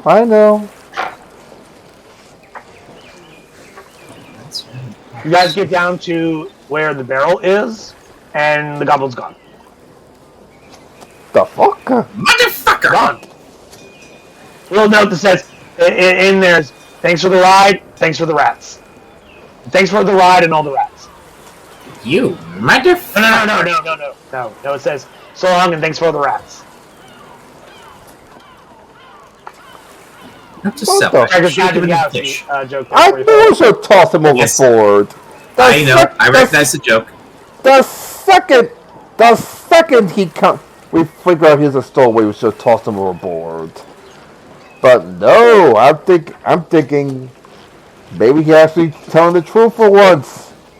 Can't we He tell did the his truth. name He did know first? connections, but you guys were gonna like fucking harm him. Like he has big goblin ears. He heard all the shit you talked about. He's like, oh no, I gotta get the fuck out of here. These people are crazy. They gonna kill me.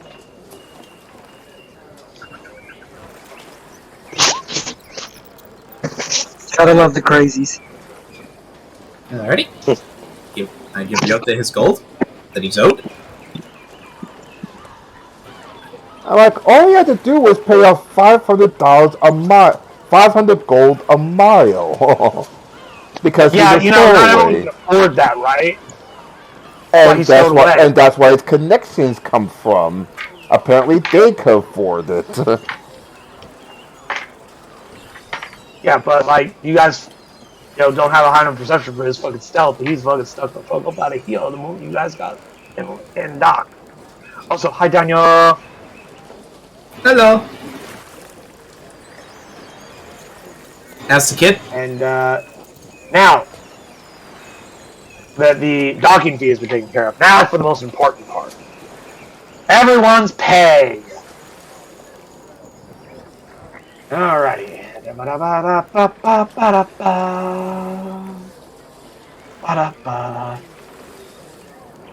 Let's see. First, get that nice calendar. You left on the 19th of Elent.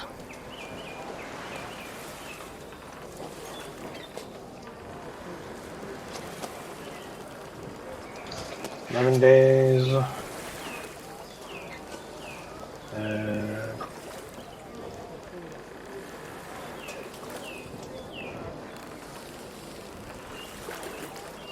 So you owe the crew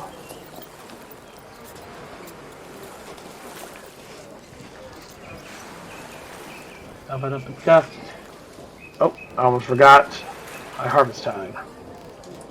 Hey, do you guys pay holiday pay? Holidays a You guys thing. match 401k and pay holiday pay? I don't see why we don't pay You holidays. guys offer good dental? I'm fucking with you guys. Fuck you. You get the pay. I forgot. I was about technically it's 21 days because you have to factor in the annual holiday high harvest tide, and that's why I was like, do you guys pay holiday pay? Do you guys pay extra on holidays?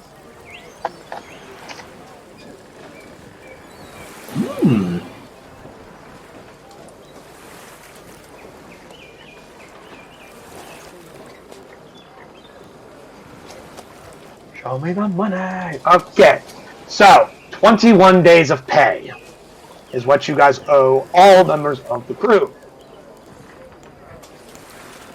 According to the pay scale that we currently have had, unless it's changed, the captain gets 30 gold a day.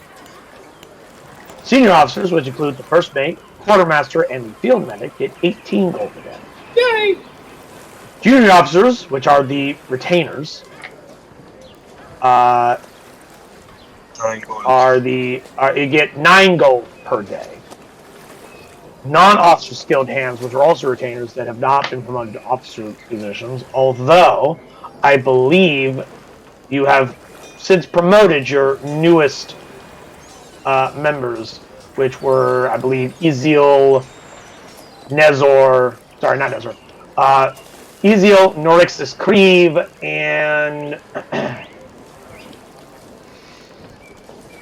Sariel. There we go. I believe you guys have promoted them to junior officers by now, since they have proven themselves useful and invaluable to the crew. I believe that is 1, 2, 3, 4, 5, 6, 7, 8, 9, 10, 11 people are junior officers. They get 9 gold a day, and then your deckhands get 3 gold a day, of which you have 25. So, by that token, 30 times 21, the captain should get 630 gold. plus an extra 800 from First Mate Foreign. Now, like that's what are you talking about? That's the right, the money she owes you. The money she owes me. Yeah. That's something between you two. I'm just simply just stating of the 21 days of pay, how much you get from the ship's treasury. So, like I said, 630 gold for you, Captain. Everyone else, as in players, gets 378 gold for your senior officers. So then add those to your things. We'll do that, and then subtract 200. Boom. And then Jim Pan, you can subtract the money that your payment plan between you and the captain is between you two, and how much you give him and at what intervals. That's entirely up to you. And then for junior officers, which are your retainers, they get 9 gold a day times 21. Subtract 189 gold from the ship treasury, because that goes to... Sorry. It's 189 per retainer. I need to multiply by 11. I forgot. Sorry. 2,079 gold for all 11 retainers. Subtract that from the ship treasury, because that's how much you owe them. Because they each get 189 gold, but there's 11 of them, so you gotta give each of them 189. So, and then the deckhands, which get 3 gold, you owe each deckhand 63 gold, and since you have 25 of them, that is another 1,575 gold that you must subtract from your treasury towards your deckhands for their pay.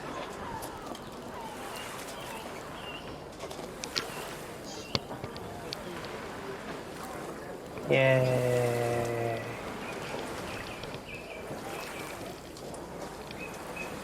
Yay! Any questions? Do you need to re-go over the numbers again, or what? I'm good with the numbers. Is everyone else?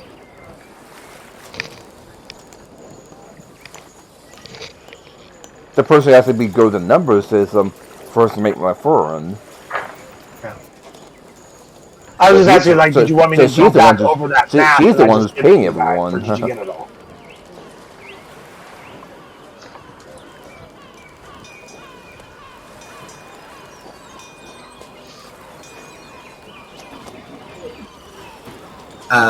Yay, Nate, good. We got it good. I missed you guys. We missed you too. One day we'll reunite, and then we'll find a place for Creve again.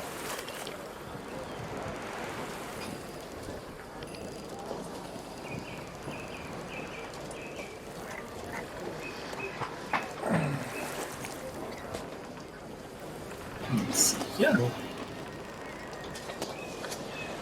Alrighty. So, many of your crew are leaving. Nezra and Vola go off. Some go off places of the town. Drusilla and many of the Drow go another way. Evelyn just wanders off into Waterdeep by himself to go do his thing. Ryota, not being a very sociable person, leaves and then comes back several hours later from his shopping trip, but doesn't. He relaxes, but he doesn't really leave the ship. He kind of just hangs out there.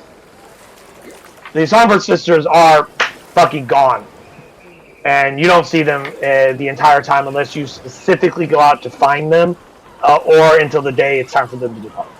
They're just Okay. Stone. He goes out and does, burns his money on booze and parties. Anurix's Creve also goes out and to have a good time with Stone. I will join them in a fun time of carousing. Cool. So we get the carousing table open. Yes, we'll take care of that in just a moment. Sariel wanders off into the city to do her own thing.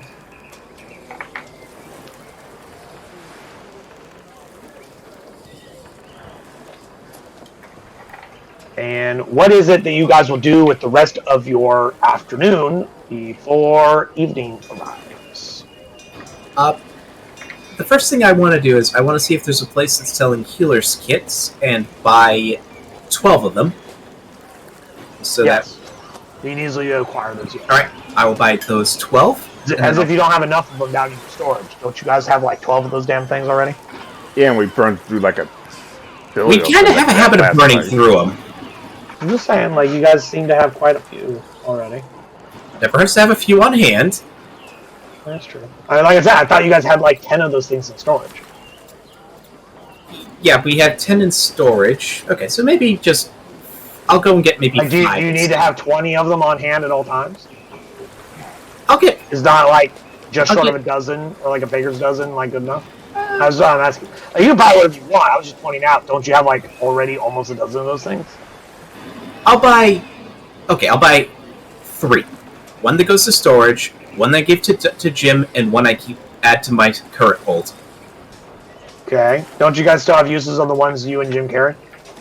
Or do Yes. you use all those up? I have 6 uses of my current one left. And how many does Jim have? Jim has 5 uses left. So, we got ourselves like a fresh one on hand as well. Okay. Go ahead and subtract that money as you see fit. Nice, that's 15 gold. Oh. Oh, not that one. Pretty much enough about for me and the first day replace bullets and another barrel of gunpowder. Alrighty.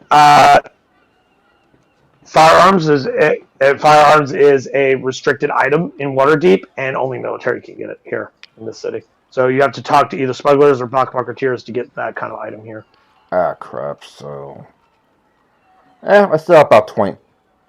I still have about 20 bullets per firearms. I'm fine for now. Cool. Besides, I only use like 2 shots. Yeah, you don't generally use it often. It's only really for special. Well, that's because I do most of my damage through rage melees. Only firearms if it's too far away, I'm out of rages. Oh yeah.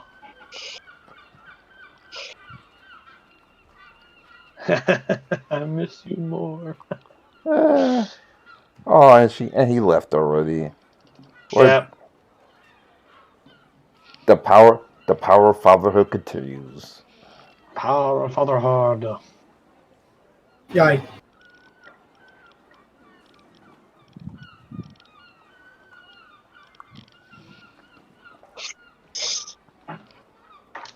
Anything else anybody's doing during the day?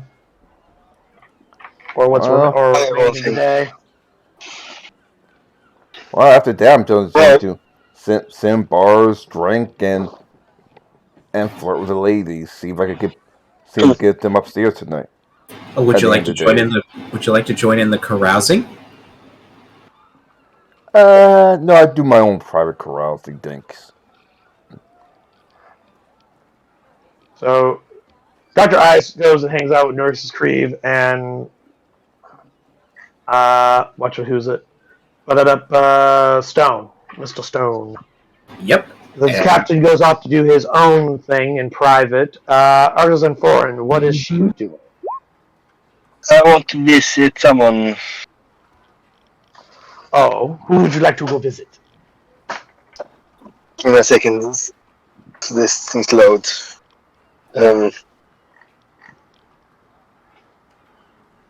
What?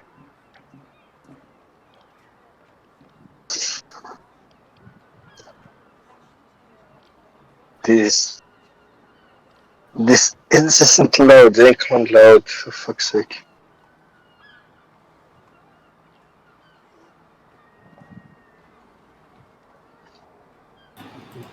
That's 56 carousing.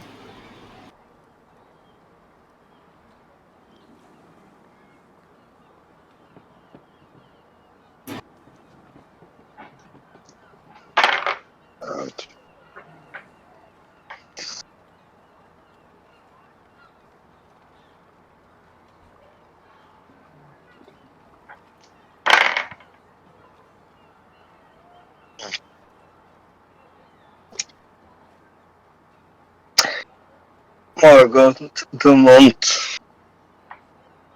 Are you going to try and see the Countess? Yeah, I don't think you know where she lives.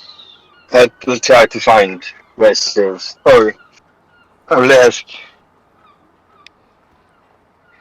the Duke. You know, you just wait for the evening and then just ask the Duchess, right?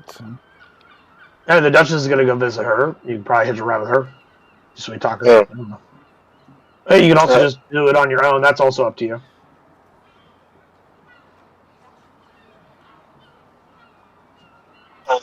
I will ask someone at the dock if they know where she lives. Roll me an investigation check using charisma instead of intelligence.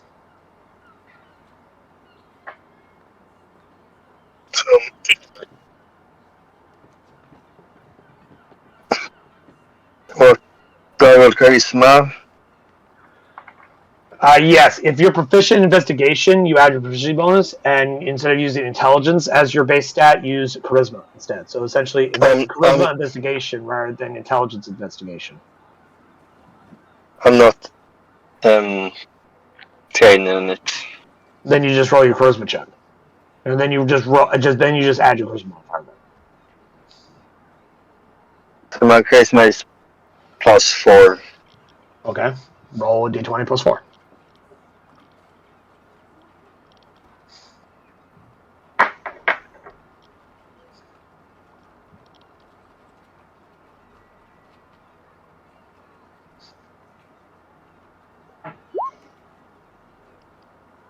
$17.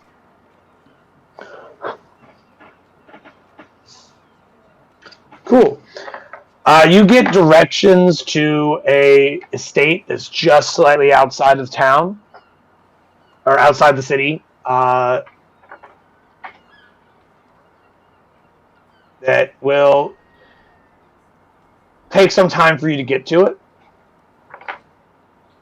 But you can get to there by this evening if you start walking now, essentially. Okay.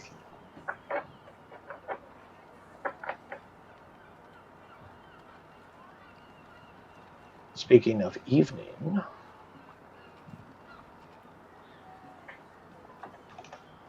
eventually evening comes, and the Duchess and her lady escort, or lady knight escort, vacate the ship as the sun has gone down. Just as the sun does go down, a carriage with a chauffeur arrives at the docks and just stands there and awaits the person they were sent to go and receive. The Duchess curtsies to you, Captain, and says, "We will be back on the evening before you depart, Captain." Have a good time. But of Lady course, Lady, we look forward Lady to Duchess. continuing our journey with you to Baldur's Gate. It has been most adventurous so far. That's one way to describe it. Indeed, it is. But my crew And then needs. she But slowly my walks away from you. but my crew obviously needs some rest, and technically so do I. And she gets to the chauffeur, who greets her very politely, as a servant of nobility does. Deep bows, opens the door for her, says, "Your ride, Your Grace." And then the two of them get in there, and he attempts to offer to carry her luggage, and Lady Katya, for one moment, has a brief smirk as she goes, "Sure," takes off the massive coffin that she's carrying and hands it to him, and he just goes, "Oh God!"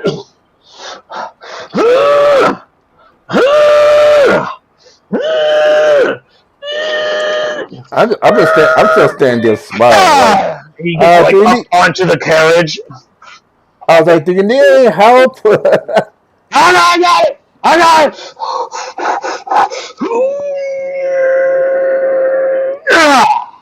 it! Because as you recall, it's a 2-person coffin made of I adamantium. I know I'm pretty Thing much weighs making. several. Thing weighs quite a lot. Oh yeah.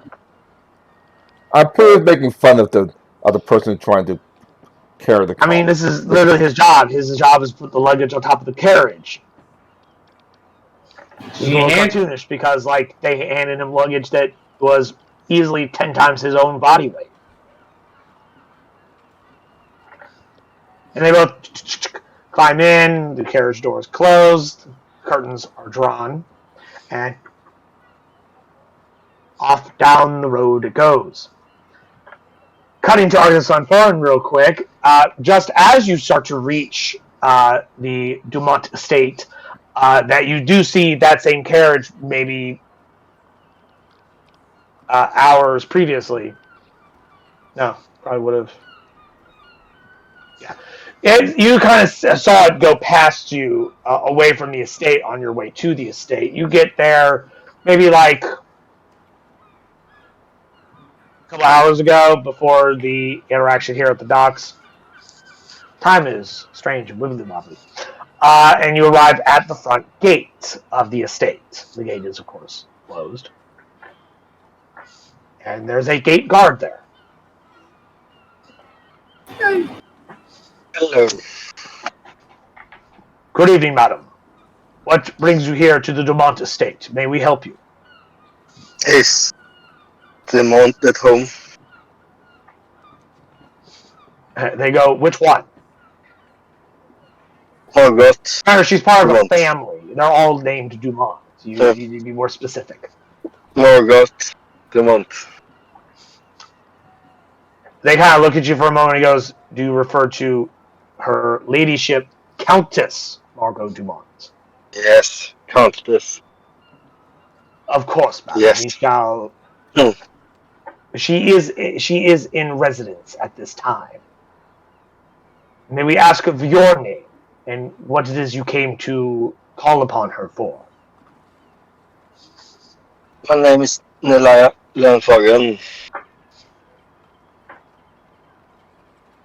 I just want to talk to her. We shall inform her that you are here. Several minutes go by. He comes back and goes, the Countess will see you. And they allow you into the into the estate grounds, and that leads up to the path. When you get to the front door of the large estate mansion that she lives in, again, she's a fucking countess, the butler, or manservant, or what's the proper term? Not just butler, it's no, yeah, I guess it would be butler. The butler is there to greet you, and he says, welcome, madam. Would you like a moment to freshen up before you see the Countess, or would you prefer to see her immediately? Yes, please. Right this way. He leads you to essentially the bathroom where you can take a moment to wash the dirt and the grime off, put on something nicer that's not your travel clothes. The usual thing. The usual formalities. Do you continue to wear your typical attire, or do you wear something a little bit nicer when you go and see her? Nicer. Something nicer. How nice are we talking here? We talking like your regular fancy clothes, or like the super mega fancy clothes that you got from the Feywild? The Feywild. Yes. Okay.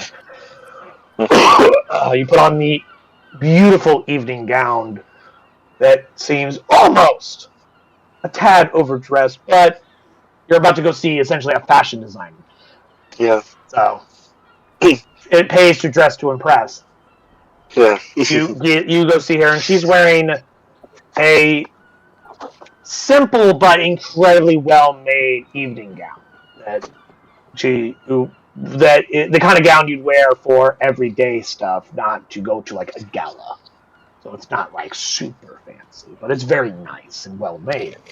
And she goes, Langfang, my dear friend, it's so good to see you. Come Yes, you too. inside. Hello. I was so hoping to see you once again and to Me too. treat you here to my home. Please come. Wilfred, please go go get refreshments for my friend. He goes, right away, my lady. Comes back with like a tray of like tea, of like evening tea and stuff like that. It is so good to see you. Me too. I also received a letter from Her Grace, the Duchess Casimir. Sophia will be here as well soon. Possibly around, probably closer to the middle of the night. So I will most likely be retired by the time they arrive, and I'll have to see them later. But I can entertain you while we wait for them.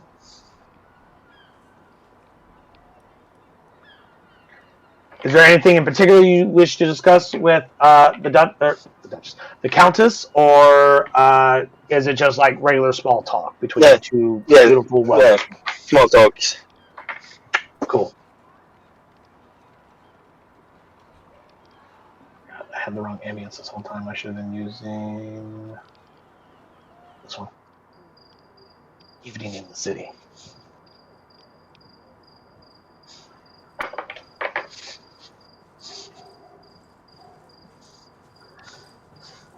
Now, Dr. Ice and his carousing.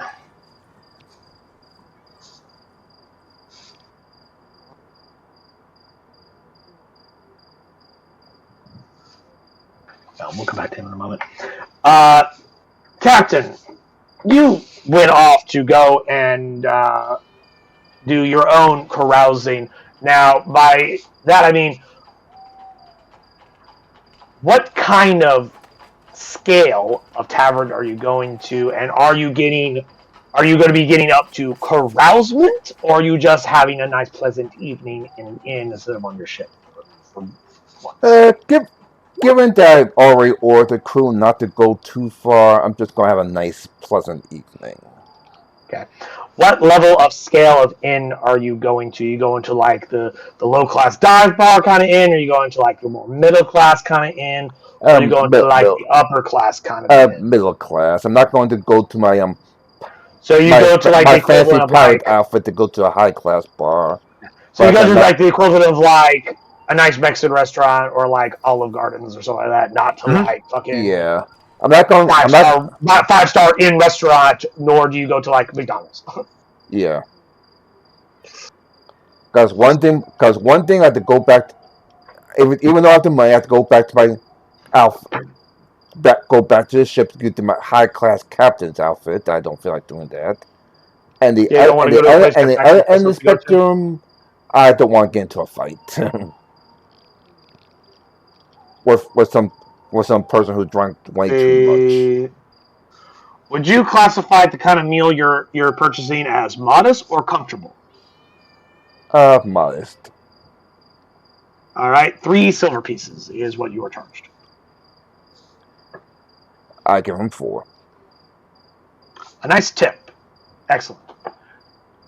The innkeeper will remember this. So nothing of too much extravagant insanity happens where you go. Dr. Ice, you go to the cheap place where all the sailors and the pirates like to hang out. That's right there on the docks. Stand by while we change the ambience for you, good sir.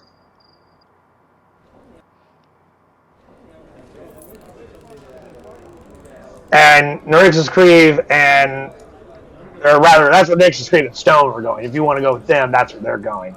Absolutely. The place has cheap drinks and cheap food. In fact, really, it's mostly just for the drinks.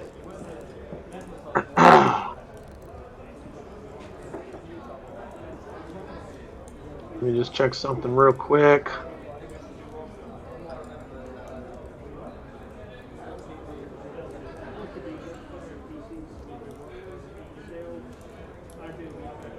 Awesome. between the two large men that they are, because one's a Goliath, one's a Dragonborn, they each drop each drop.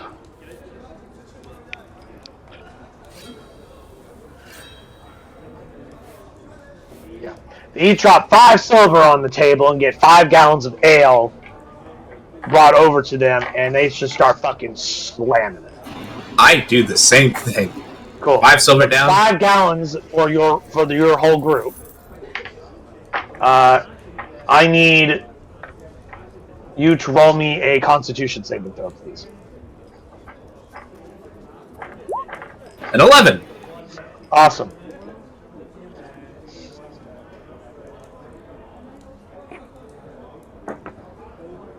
You don't remember much after the first couple rounds.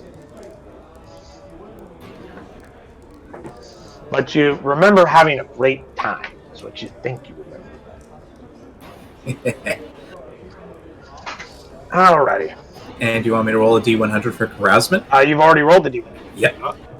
Yes, you did. Yes, I did. And that is... Changing ambience real quick.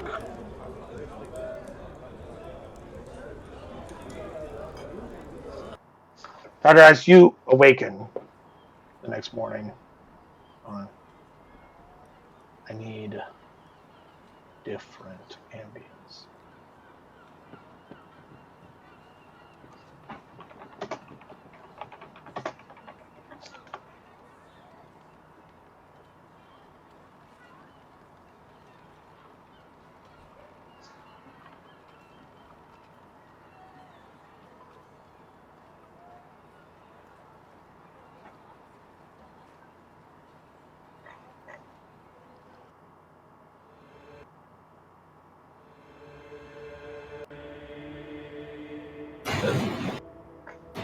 That's something.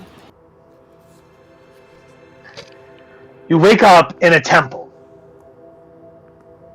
in holy vestments, and crowds have begun to gather outside for service. You find yourself in a temple wearing holy vestments while people are starting to gather for services.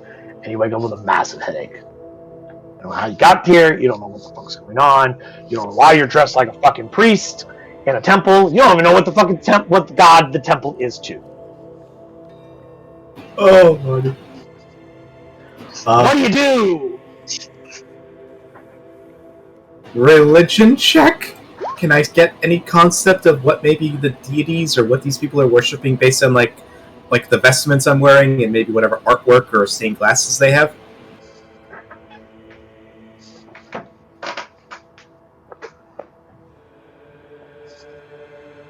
Stand by.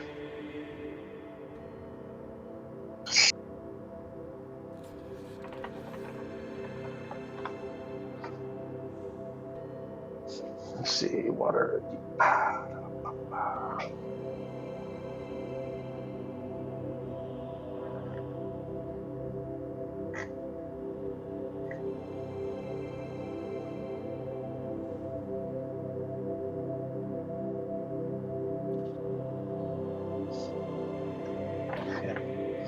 Roll me a D4.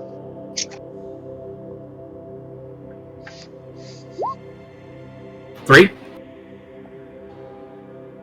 Ha ha! Alrighty. Stand by for further.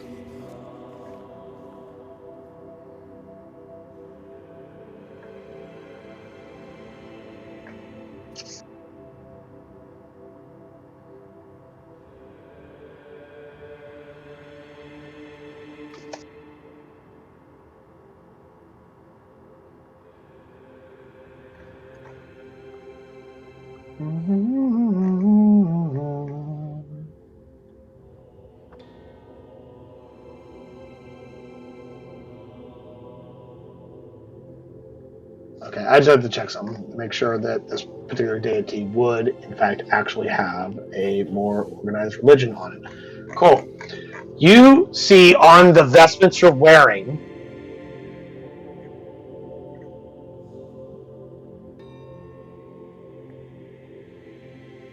What was it? Yes. On the vestments you're wearing, you have what appears to be iconography of a blank scroll. Which, with your 18, you deduce is the holy symbol of Agma, god of knowledge. Agma. I see the Agma, also known as the Lord of Knowledge, was Faerun's neutral creator, deity of bards, inspiration, invention, and knowledge. As the leader of deities of knowledge and invention, his home plane was the House of Knowledge. His symbol was a blank scroll.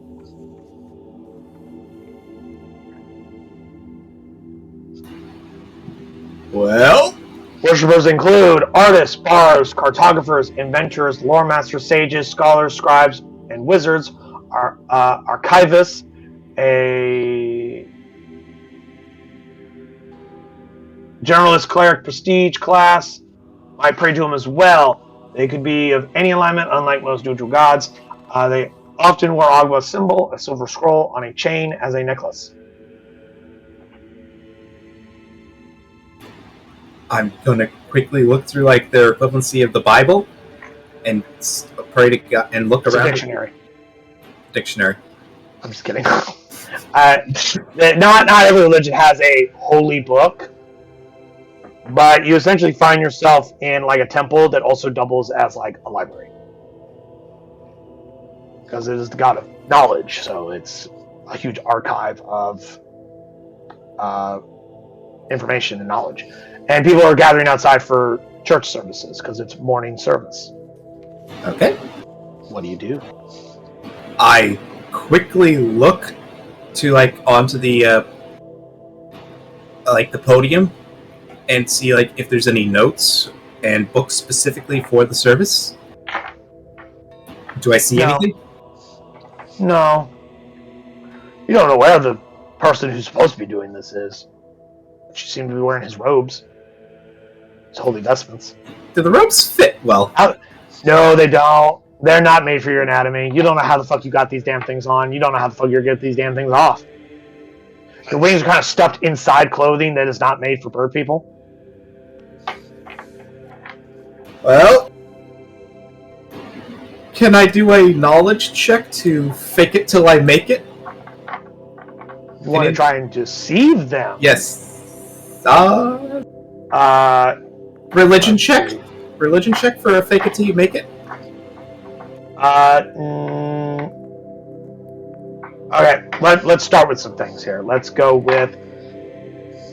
Alright, let's go with a religion check to see if you know enough about the worship of Agma to bullshit your way out of this. 15? Cool. You know a little. It might be enough, you don't know. And I will make it as if it's like my very first day doing a holy service, so that hopefully whatever nervousness I have could be just described as, it's his first day. He's never done this before. Cool. The service, the people come in for service, they see you, and they go, where's Father Tyndall? I'm You're not the usual. You're not the usual. You're not the one who gives the usual sermons. I'm substituting for today. Deception check. Let's see. A 9. You might want to use one of those what are called rolls. I shall use an inspiration to re-roll that. No need. They rolled a 2. Whew. They go, okay. And they all start taking their seats in the pews. And are you going to attempt to do morning church service for the God of Yes. Yes. Give me a performance check with advantage because you know enough about them to pull this off. Crit 19. You give the greatest sermon that you've ever made up. You don't normally do this, but you find some miracle, perhaps blessed by the God of knowledge himself, maybe, who knows, You are given divine inspiration to essentially create, on the spot, create a sermon about the value of knowledge. You see tears in people's eyes as they are fulfilled. They are just filled with the passion of your speech about the importance of knowledge and pursuit of knowledge and the spread of knowledge to the common man. And you get a lot of buzzwords like knowledge, inspiration, invention, because you only know so many of the buzzwords, so you keep reusing them, but you do it so well that they never notice it as you completely pull out of your ass the most insane speech, sermon to a god you barely know anything about, other than like his basic portfolio.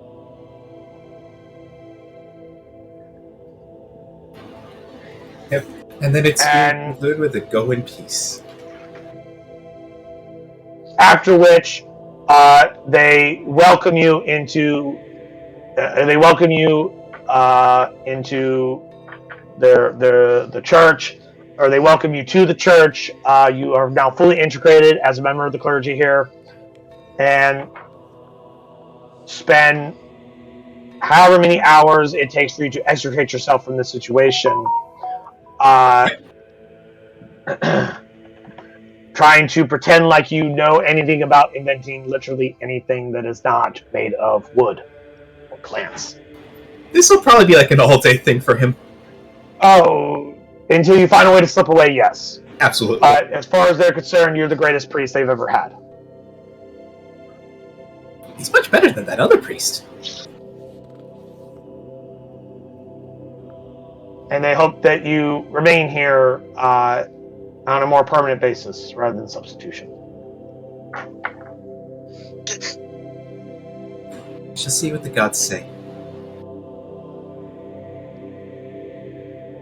So that's how I spend my day. Yeah, and then he did that. I'm absolutely taking the holy vestments with me.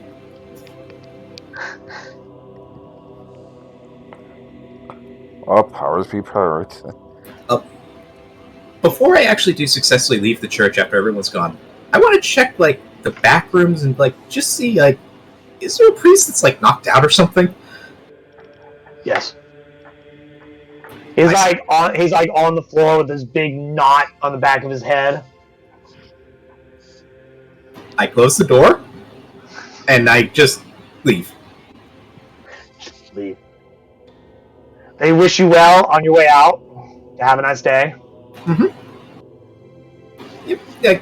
And I give like the religious appropriate like send-offs, like bows, crosses, whatever the religion is. Yeah. You don't know, but you make something up and they just accept it. Mm-hmm. Yeah, it's not really I think he's from some of the newer teachings. Oh yeah. That's cool. Yeah, I think the newer teachings are quite interesting, don't you? Yes, I do.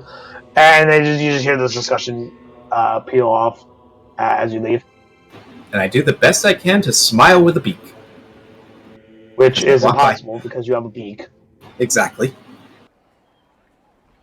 I try to angle my head to make it look like I'm giving a smile.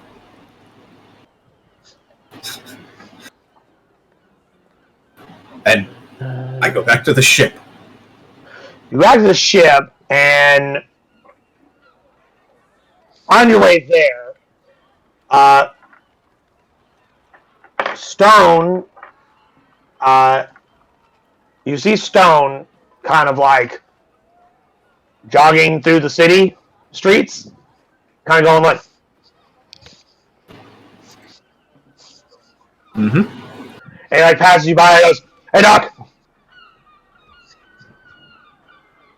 And you notice like his clothing has like hay and other shit like stuffed into it. Like hay somehow got like tangled into like the threads of like his like little vest or whatever, and like little bits of hay are left in like a small little trail behind him. I look to the trail. I look to where it's roughly coming from, and I go, It's you look in that direction, and it's towards like the city gates, or one of the city gates that lead outside the city walls to like the country area, the countryside around the city. and I will go, nope. Let's not tempt You're not gonna run after him and be like, "Hey, where'd you go last night?" Oh, I'll be following him, not running after him, but keep walking. You're like jogging next to him, just trying to keep up, just like. Yep. He's not like full sprinting. He's just kind of like in a light jog at this point. Mm-hmm. Speed walking. We're Hey, Rob, what's up? Oh, I had a great night. How about you?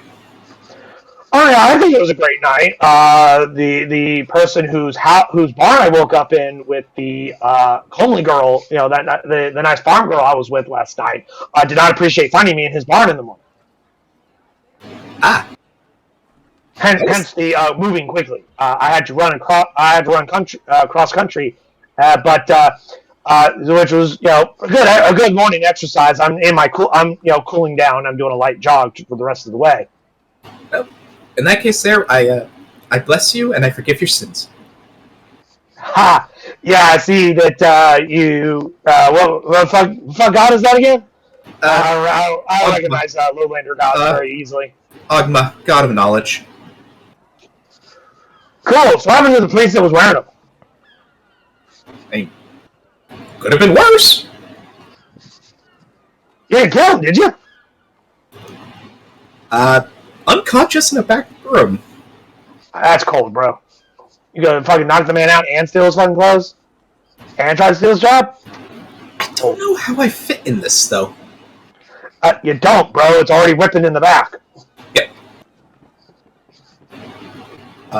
The prisoner's I'll see you back to the what? ship. And he just kind of keeps on going and doing his thing. And I head back to the ship.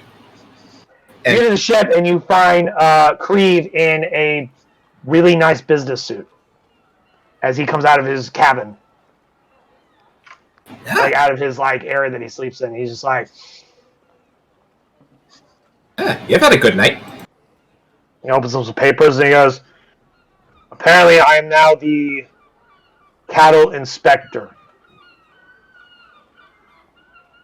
The fuck did I do last night? Congratulations. I'm a priest Why now. am I wearing this?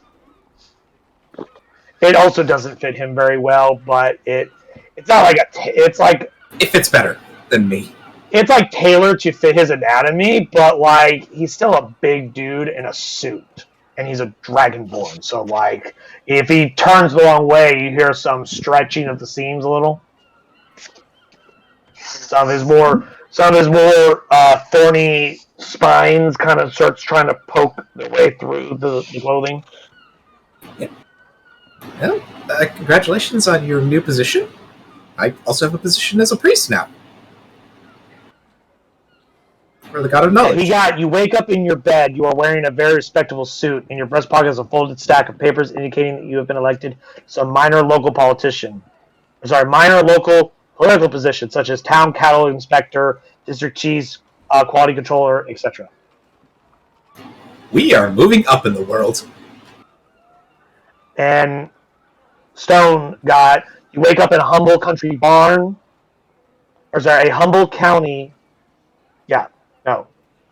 this sentence is weird. You wake up in a humble country barn. Just say a humble country barn. A slightly homely girl is asleep on the hay beside you. Someone is opening the front door. He fucked the farmer's daughter. Yep. And the farmer came, went in the barn the next morning and was like, "Who the fuck are you? What you doing in my barn?" Betsy, who is this? What's going on? She was like, "Don't shoot him, Pa." And he's like, "Gotta go. Yep. Get your ass back here, boy." Yep. So Stone's not going to go out into the country lands anytime soon. Again. Well, 2 out of the 3 of us, we kind of went up in life. Not really. Apparently, I came back like, what in the fuck happened when you went out? I'm a priest. I'm the town cattle inspector somehow. And someone went, I had a great time. And a morning jog.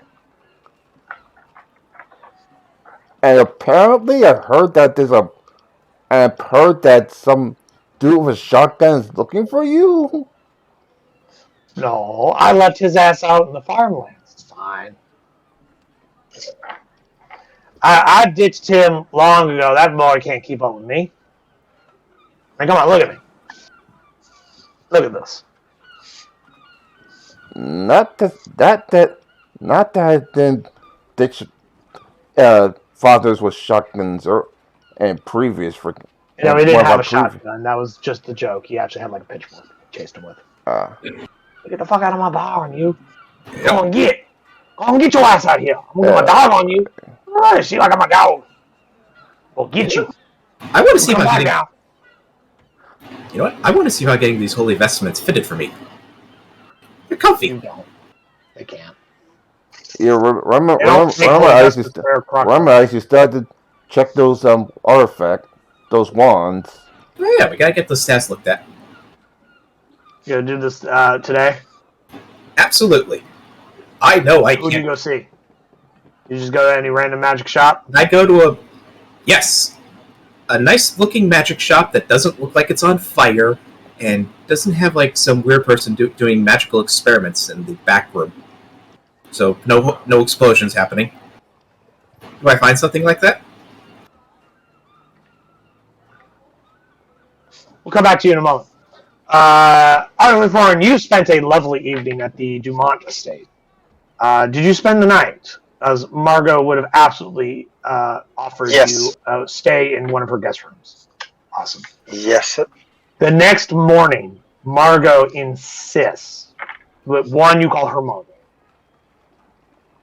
Yeah. And two, that you come with her to her shop in the city because she must have you try on multiple dresses that she thinks would look Definitely. amazing on you.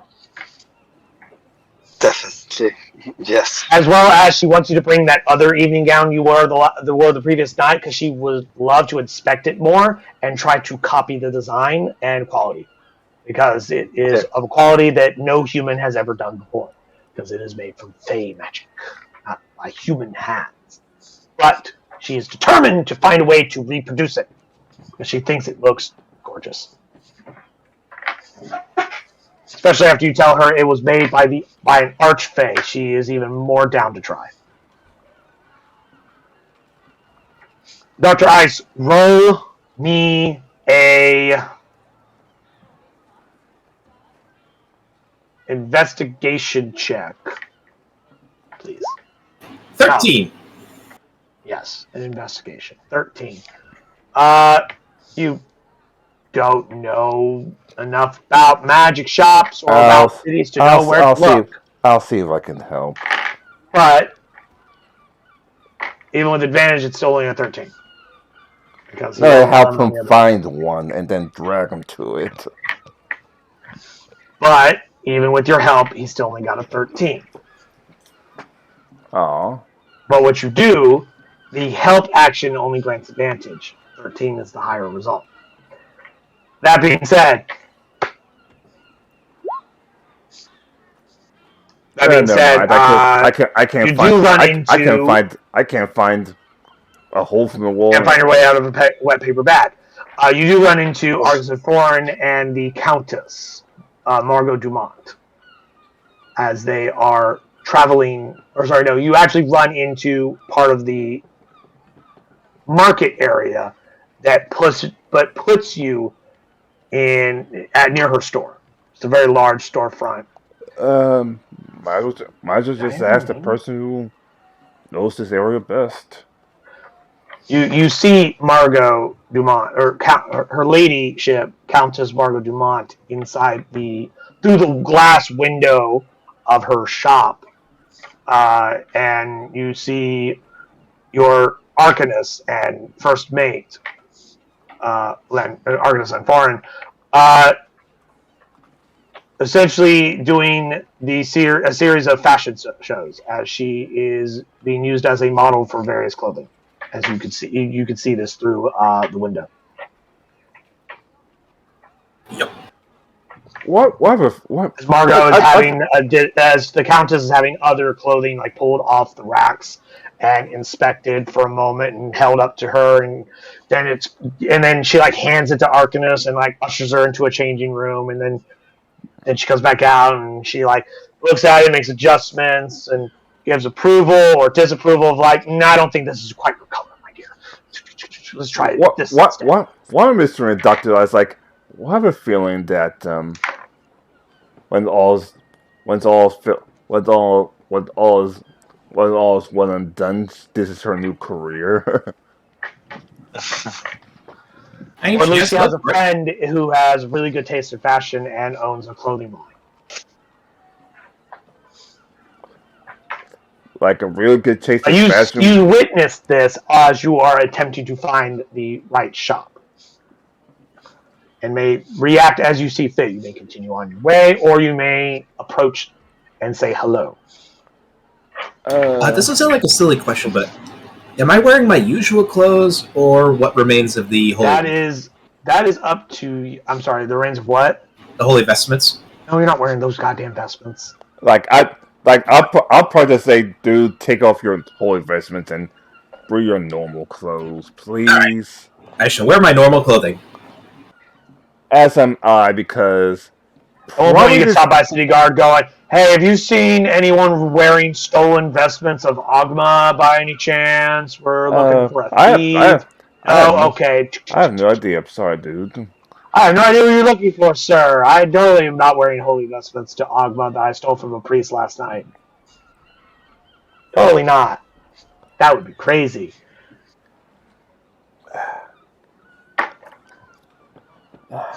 Yep. Later on, you see that same. No, I'm just kidding. No, don't. What was I say? Right. So, what do you guys do? Try and locate magic shop. At this point, it's just any magic like, as in, like, do you walk up and say hello to the Countess or your Arcanist? I'll walk up after the show's over, and it's not really a show. It's more of like there are other people in the shop doing other things. They're off to one side because she owns the fucking shop. She can do what she wants in it. Essentially, having her try on different things. And well, I said fashion show, but it's more of like, hey, try this on. She goes to change her and comes back. Oh, hey, try this. So I just walk to the lady and bow respectively, like, good evening, miss. She turns to you and goes, you are the captain that the dear Duchess Sophia took such a liking to. Oh, yes, you're the captain of this, of Nyala. A pleasure to meet you again. Yes. I do have a quick question, since apparently my doctor didn't ask. Do you have any respectable magic shops? We have to have some things. Oh, of course. There are many magic shops here. We have can you point us a couple of them, please? I will take you to my good friend. Come. And on the way, I just dragged Dr. What is Ice. What is it that you need? Do you need magic surfaces or do you need magic items? Could you help us identify these two staffs here? And I put forth the blue and red staff. Stand by. I want to see if she actually has the spell identify, because she is a sorceress. She does not. Shit.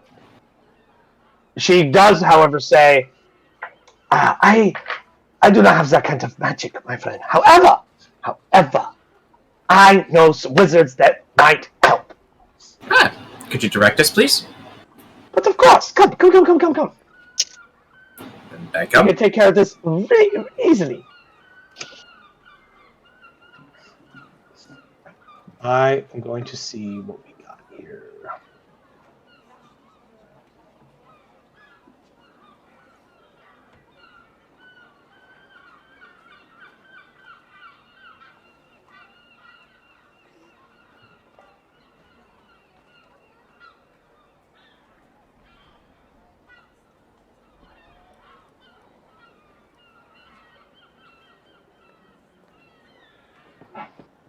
Also wanted to.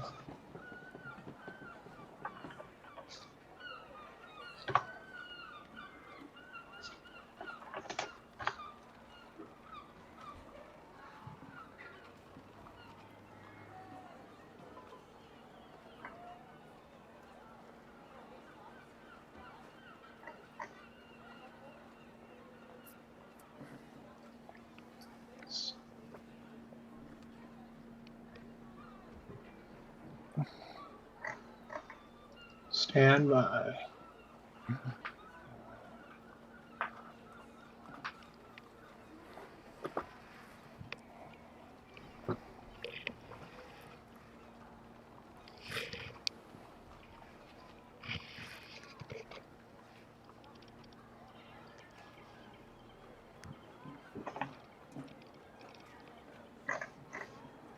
Yeah. Bustling market. There we go.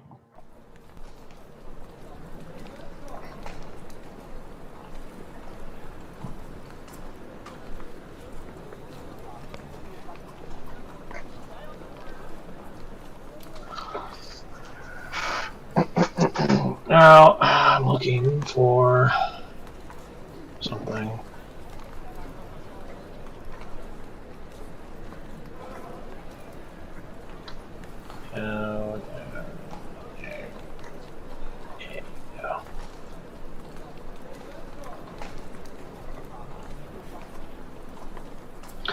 Lords of the Lord Rings.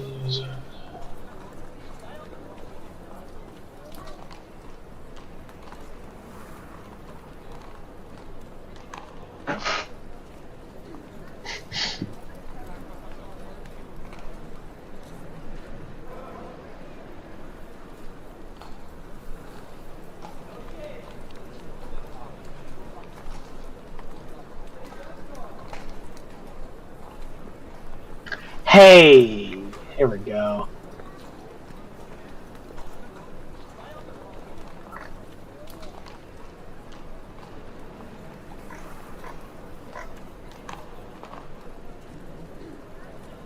And I should have done some of this research ahead of time, but I didn't think about some of the things you guys would do when you got here. Yay!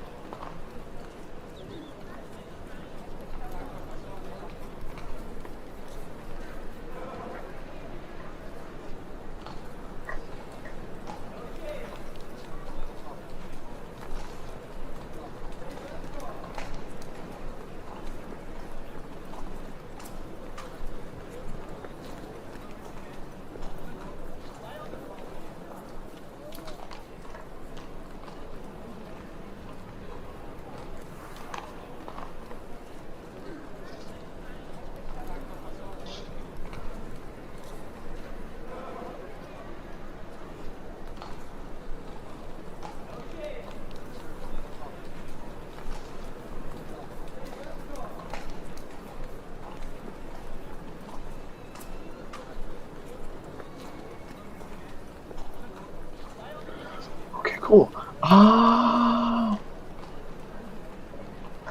She tells you, she goes, I know a great people that can help you. Sawan's family will be able to help you. Roll me a history check. See what you know about this particular family.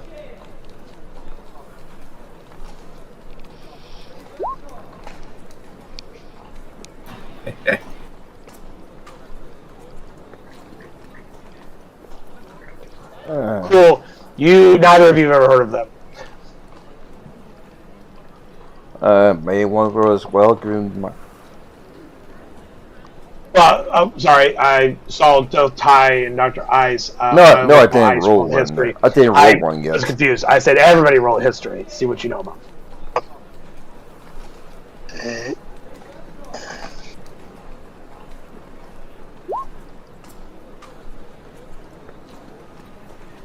I don't know. 20. You know that the Wands family is one of the most prestigious noble families in Waterdeep, and they're a family of mages. Well, thank God. And Thank are God that apparently my friend friends knows, because of the we Dumont don't know family. shit. As Margot has stated. They're good friends. Could you put the name in the chat, please? Wands. Wands. Literally wands, like the wand. That's their name. That's their family name is Wands. I'm not even kidding. They were really on the fucking nose with their family name and occupations. Okay. It was a distinguished water-deviant noble house that had a strong history of magic within the city.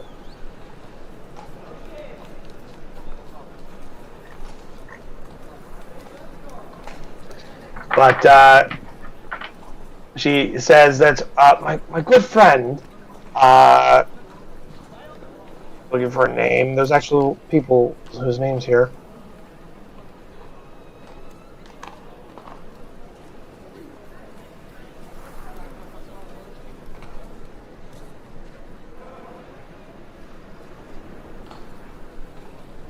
There's my good dear friend Sindra Wands is most excellent for things like identifying. She is all she has to do is simply look at the item and she knows exactly how it works. Come. You can go and see her. And she takes you to their villa inside the city. Yay! Yay, indeed.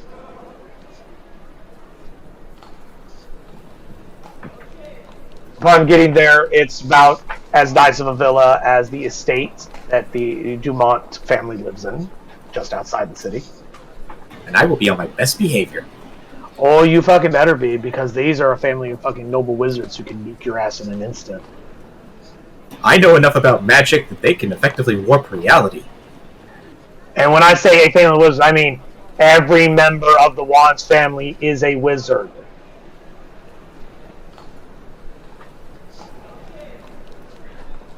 The Countess calls upon them, and they have a quick verbal exchange, and this woman in this very elaborate wizard robe of incredibly high quality.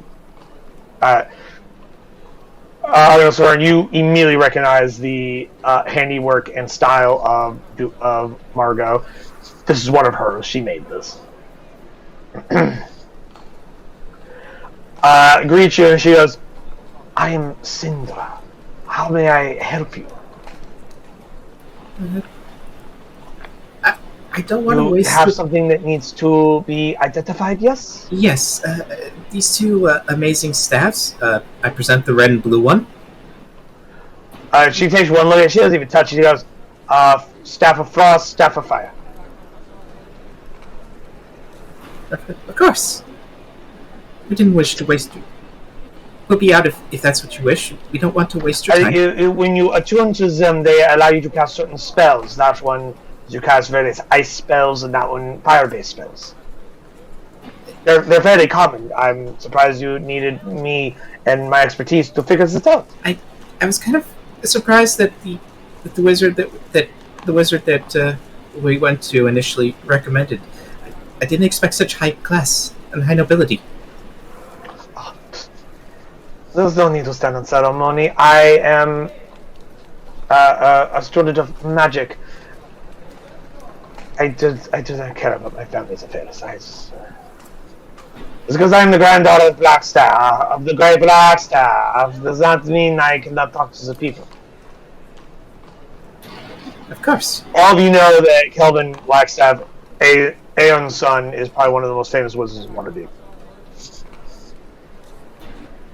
You don't know much about him, but you definitely recognize fucking everybody as the name of the Blackstaff. And somebody you don't want to anger. If I remember correctly, without looking up a wiki on him, just off the top of my head, Blackstaff is not known for having a good temper and irritated. AKA, if you're gonna be meeting up with him, it has to be worth his time. Or he will. I mean, I don't know if he's that level of snobbish. Like I said, I don't know much about him off the top of my head. I just know he's like one of the most famous wizards in Waterdeep. But I'm lazy enough to pulling a wiki up on him because it doesn't really matter who he is right this second. Unless you guys really want to know. Just enough to know that we don't want to... I think we're good for now. That being said... Yep. She quickly tells you how the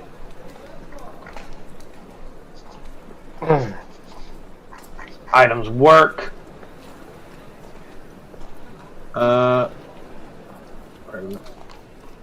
Red staff. Here, edit.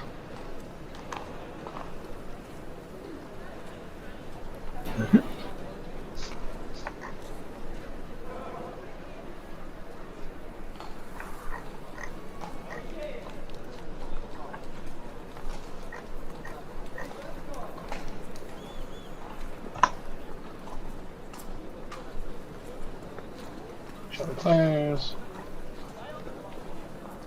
And the stuff lost.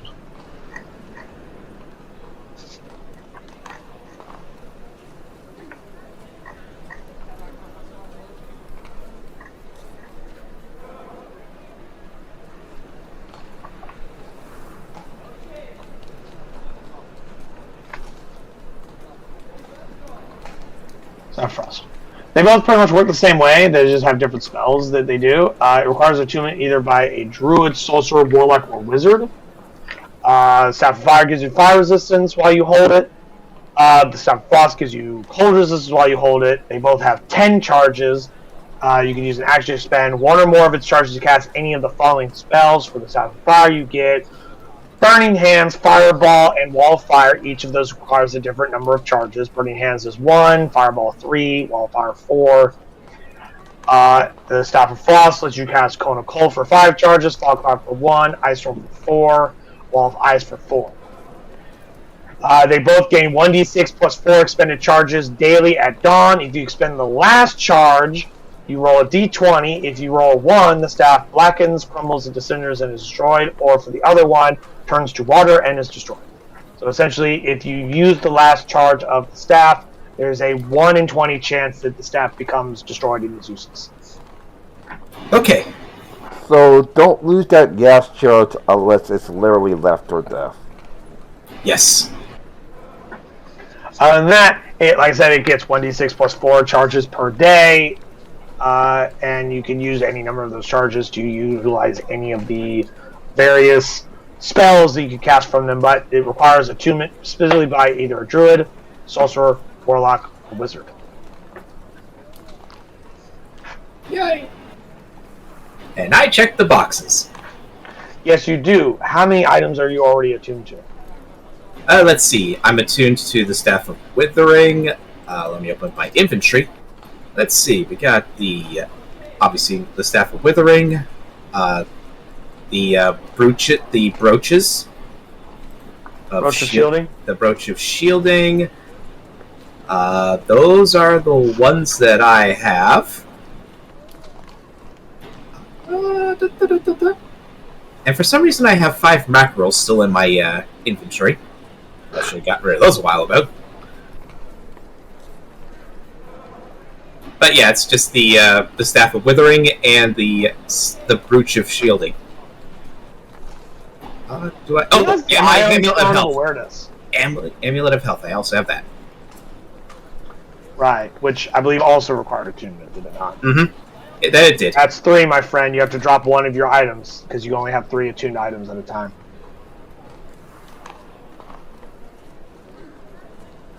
You can only be attuned to 3 items at any given time. You can carry as many magic items as you want, but you can only be attuned to 3. Okay, so for the moment, I'll be holding on to them, but not attuning them. You would have to take time to re-attune to them, and as well as drop attunement to one of your 3 attuned items. Alright, who has the Island Stone of Awareness? I don't touch magic items, so it's either going to be Laferin or... You're talking about your whole fucking sword is magic. I meant... And your pistol. And your armor. Okay, shut up. Gun is my ass. I meant mage's items. Ion Stone of Awareness is not a mage item. It's an item that gives you... it gives you the power of awareness, which is you can't be surprised while this dark blue rhomboid orbits your head. I really feel that's like what Arcanist Landform should have, so that way when she's doing her duties in the crow's nest. What was the name of the item? It's all in your handout. I wasn't sure if anybody used the Islands of Awareness. I don't have it. Okay. I guess nobody has it then. It must be in your storage. Oh. But yeah, like the things you guys have in here is Staff of Frost, Brooch of Shielding, Dimensional Shackles, Ever Smoking Bottle, Gloves of Missile Snaring, Hamfriggin Armor, the Ion Stone of Awareness, Medallion of Thought, Pearl of Power, Potion of Poison, Staff of Fire, Scimitar of Speed, Sending Stone, Spear of Returning, Staff of Withering, Sword of Life Stealing, Trident of Fish Command, Wand of the War Mage, and Well of Many Worlds. So that means I have to have it. Or it could just be in how many items are you attuned to, my friend? I had the Sword of Withering, the armor, and my gut, and my one pistol. Well, are you attuned to the pistol? No. Because your sword and armor require attunement. So, not attuned to the pistol. And so does the Ion Stone. Say again? So, do you have anything other than your Sword of Life Stealing and your Hamfriggin Armor that you're attuned to? No, so they're not attuned to my pistol. To my one pistol yet. I'd also point out that you also already can't be surprised because of what your class does, so the Ion Stone doesn't do much for you. Good point. So that means it must be back in the ship then. Just throwing that out there. These are not decisions you guys have to make right this second. I was simply just pointing out that you have these magic items according to the handouts. Yep, that we do. I mean, he obviously has the. I know he has the Hamfriggin armor and the sword, and the magic pistol, which is probably my second. Probably my second +1. Yeah. Let's see it in here, so I think it's just a +1. So yeah, it's just a plus. I think the Pearl of Power and Gloves of Missile Snaring is being held by Argos and Thorn, I want to say. Yes. My attuned item is Eye of the Eagle, Glove of Missile Snare, Pearl of Power. Okie dokies. I was just checking. But yeah, these are like things that you can decide on who has what of these items whenever you so choose. Remember, we still have a way to. Stuff is like down in your hold, or like in your treasury. Well, we still have 4 days to expect. Named them when you first acquired them. Plus, we still have 4 days to inspect all the items if necessary. So. Like these are all the items that you've inspected. No, it's just if anything's in our hold that we haven't inspected yet.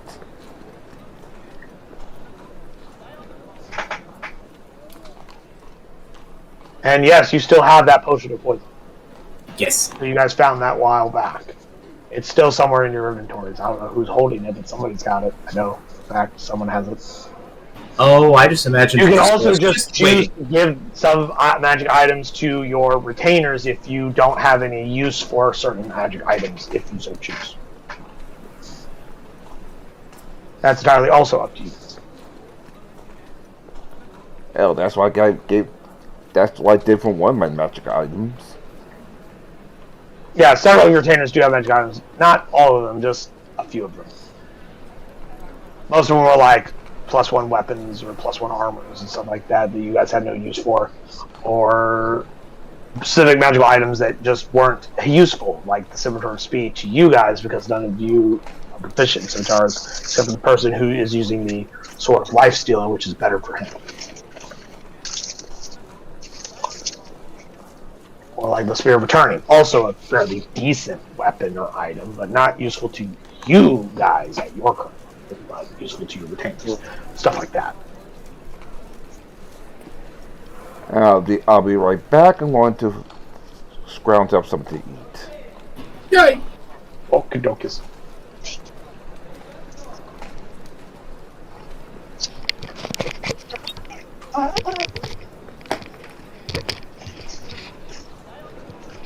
I'm just imagining Drusilla. She just holds on to that potion of poison, and she's just waiting for that one donkey that just can't cook. I don't think she's the one that has it. No, I'm just imagining that she would probably take it just to deal with the one person. No, she has her own poisons. She's a drow. She has drow poison.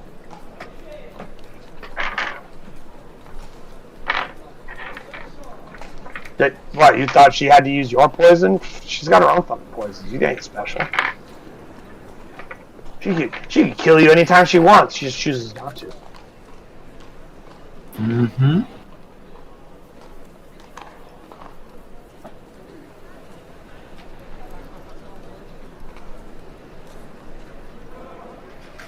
Let's see.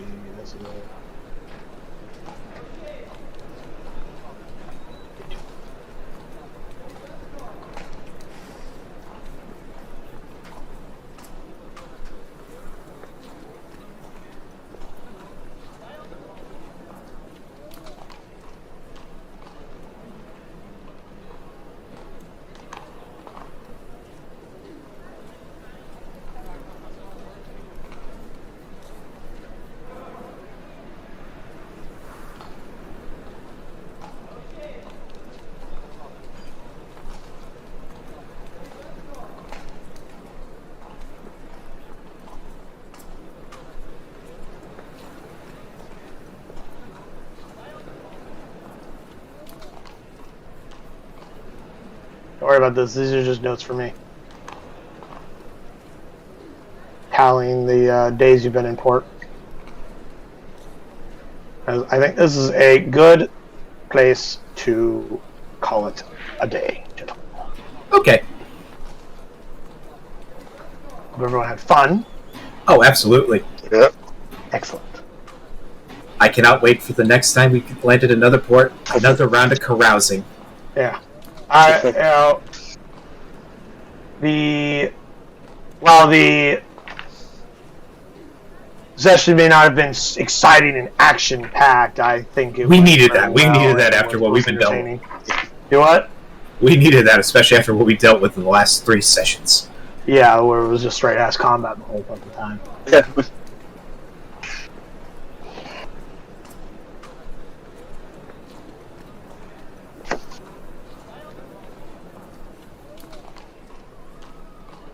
Yep. Oh. If that's everything then have a good day, everybody. Yeah. Anyone got any questions, comments, concerns before I take off? Nothing I can think of off the top of my head. Also, a quick question. Where exactly does it say that you can only be attuned to 3 items at once? Is it just... That, I believe, I want to say is in the Dungeon Master's Guide, when it talks about rules of magic items. Either that or the Player's Handbook. I want to say it's the Dungeon Master's Guide, because they have most of the rules about magical items. Let's see. Let's open up the DMG. What have we got? Magic items. Page 135.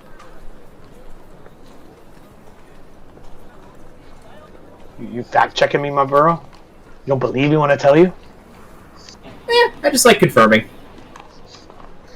But yeah, that was Fidish's way of limiting the stupid amount of magical items a single character could have at any given time.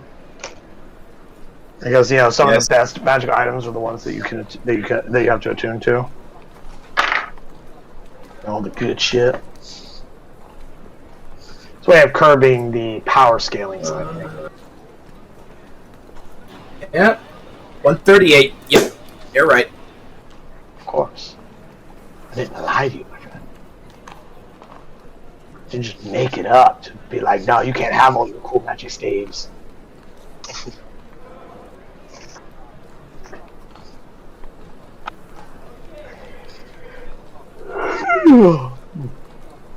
Alrighty then. And you guys didn't lose any inspirations. Hey, still have 3. Yes, we do. I forgot to mark on the thing. I should do that. Before I forget.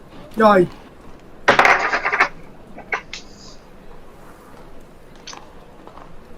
Go back in real quick and do that.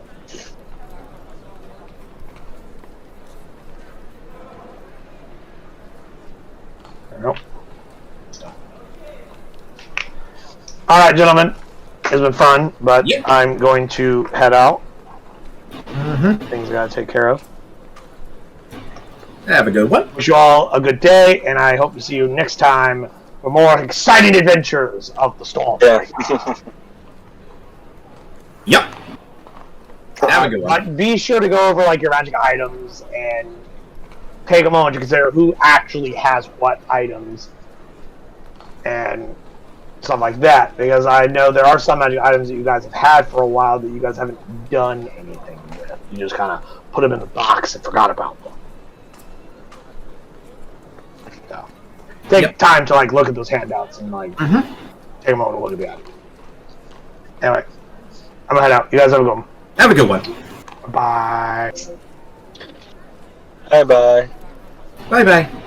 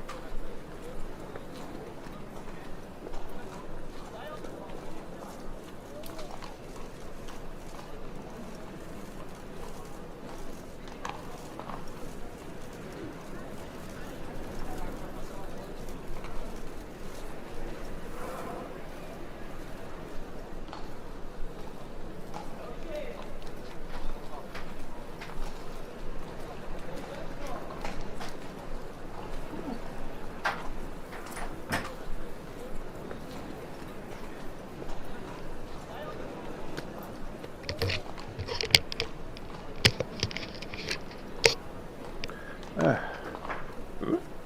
fuck?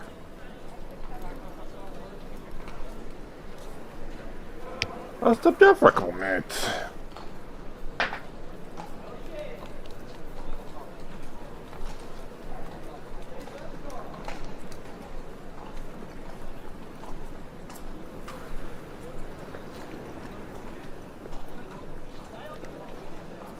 Did I miss anything?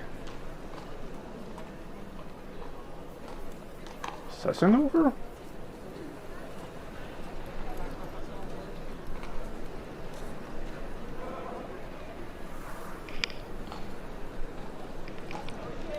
Guess it is, but that's a short session it was.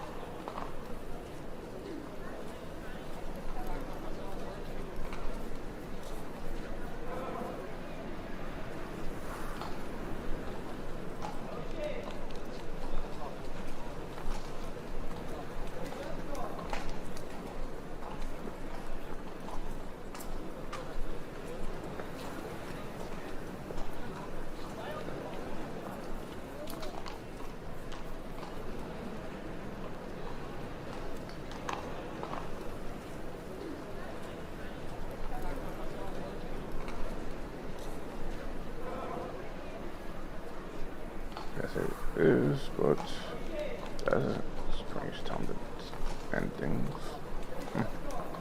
Till next time.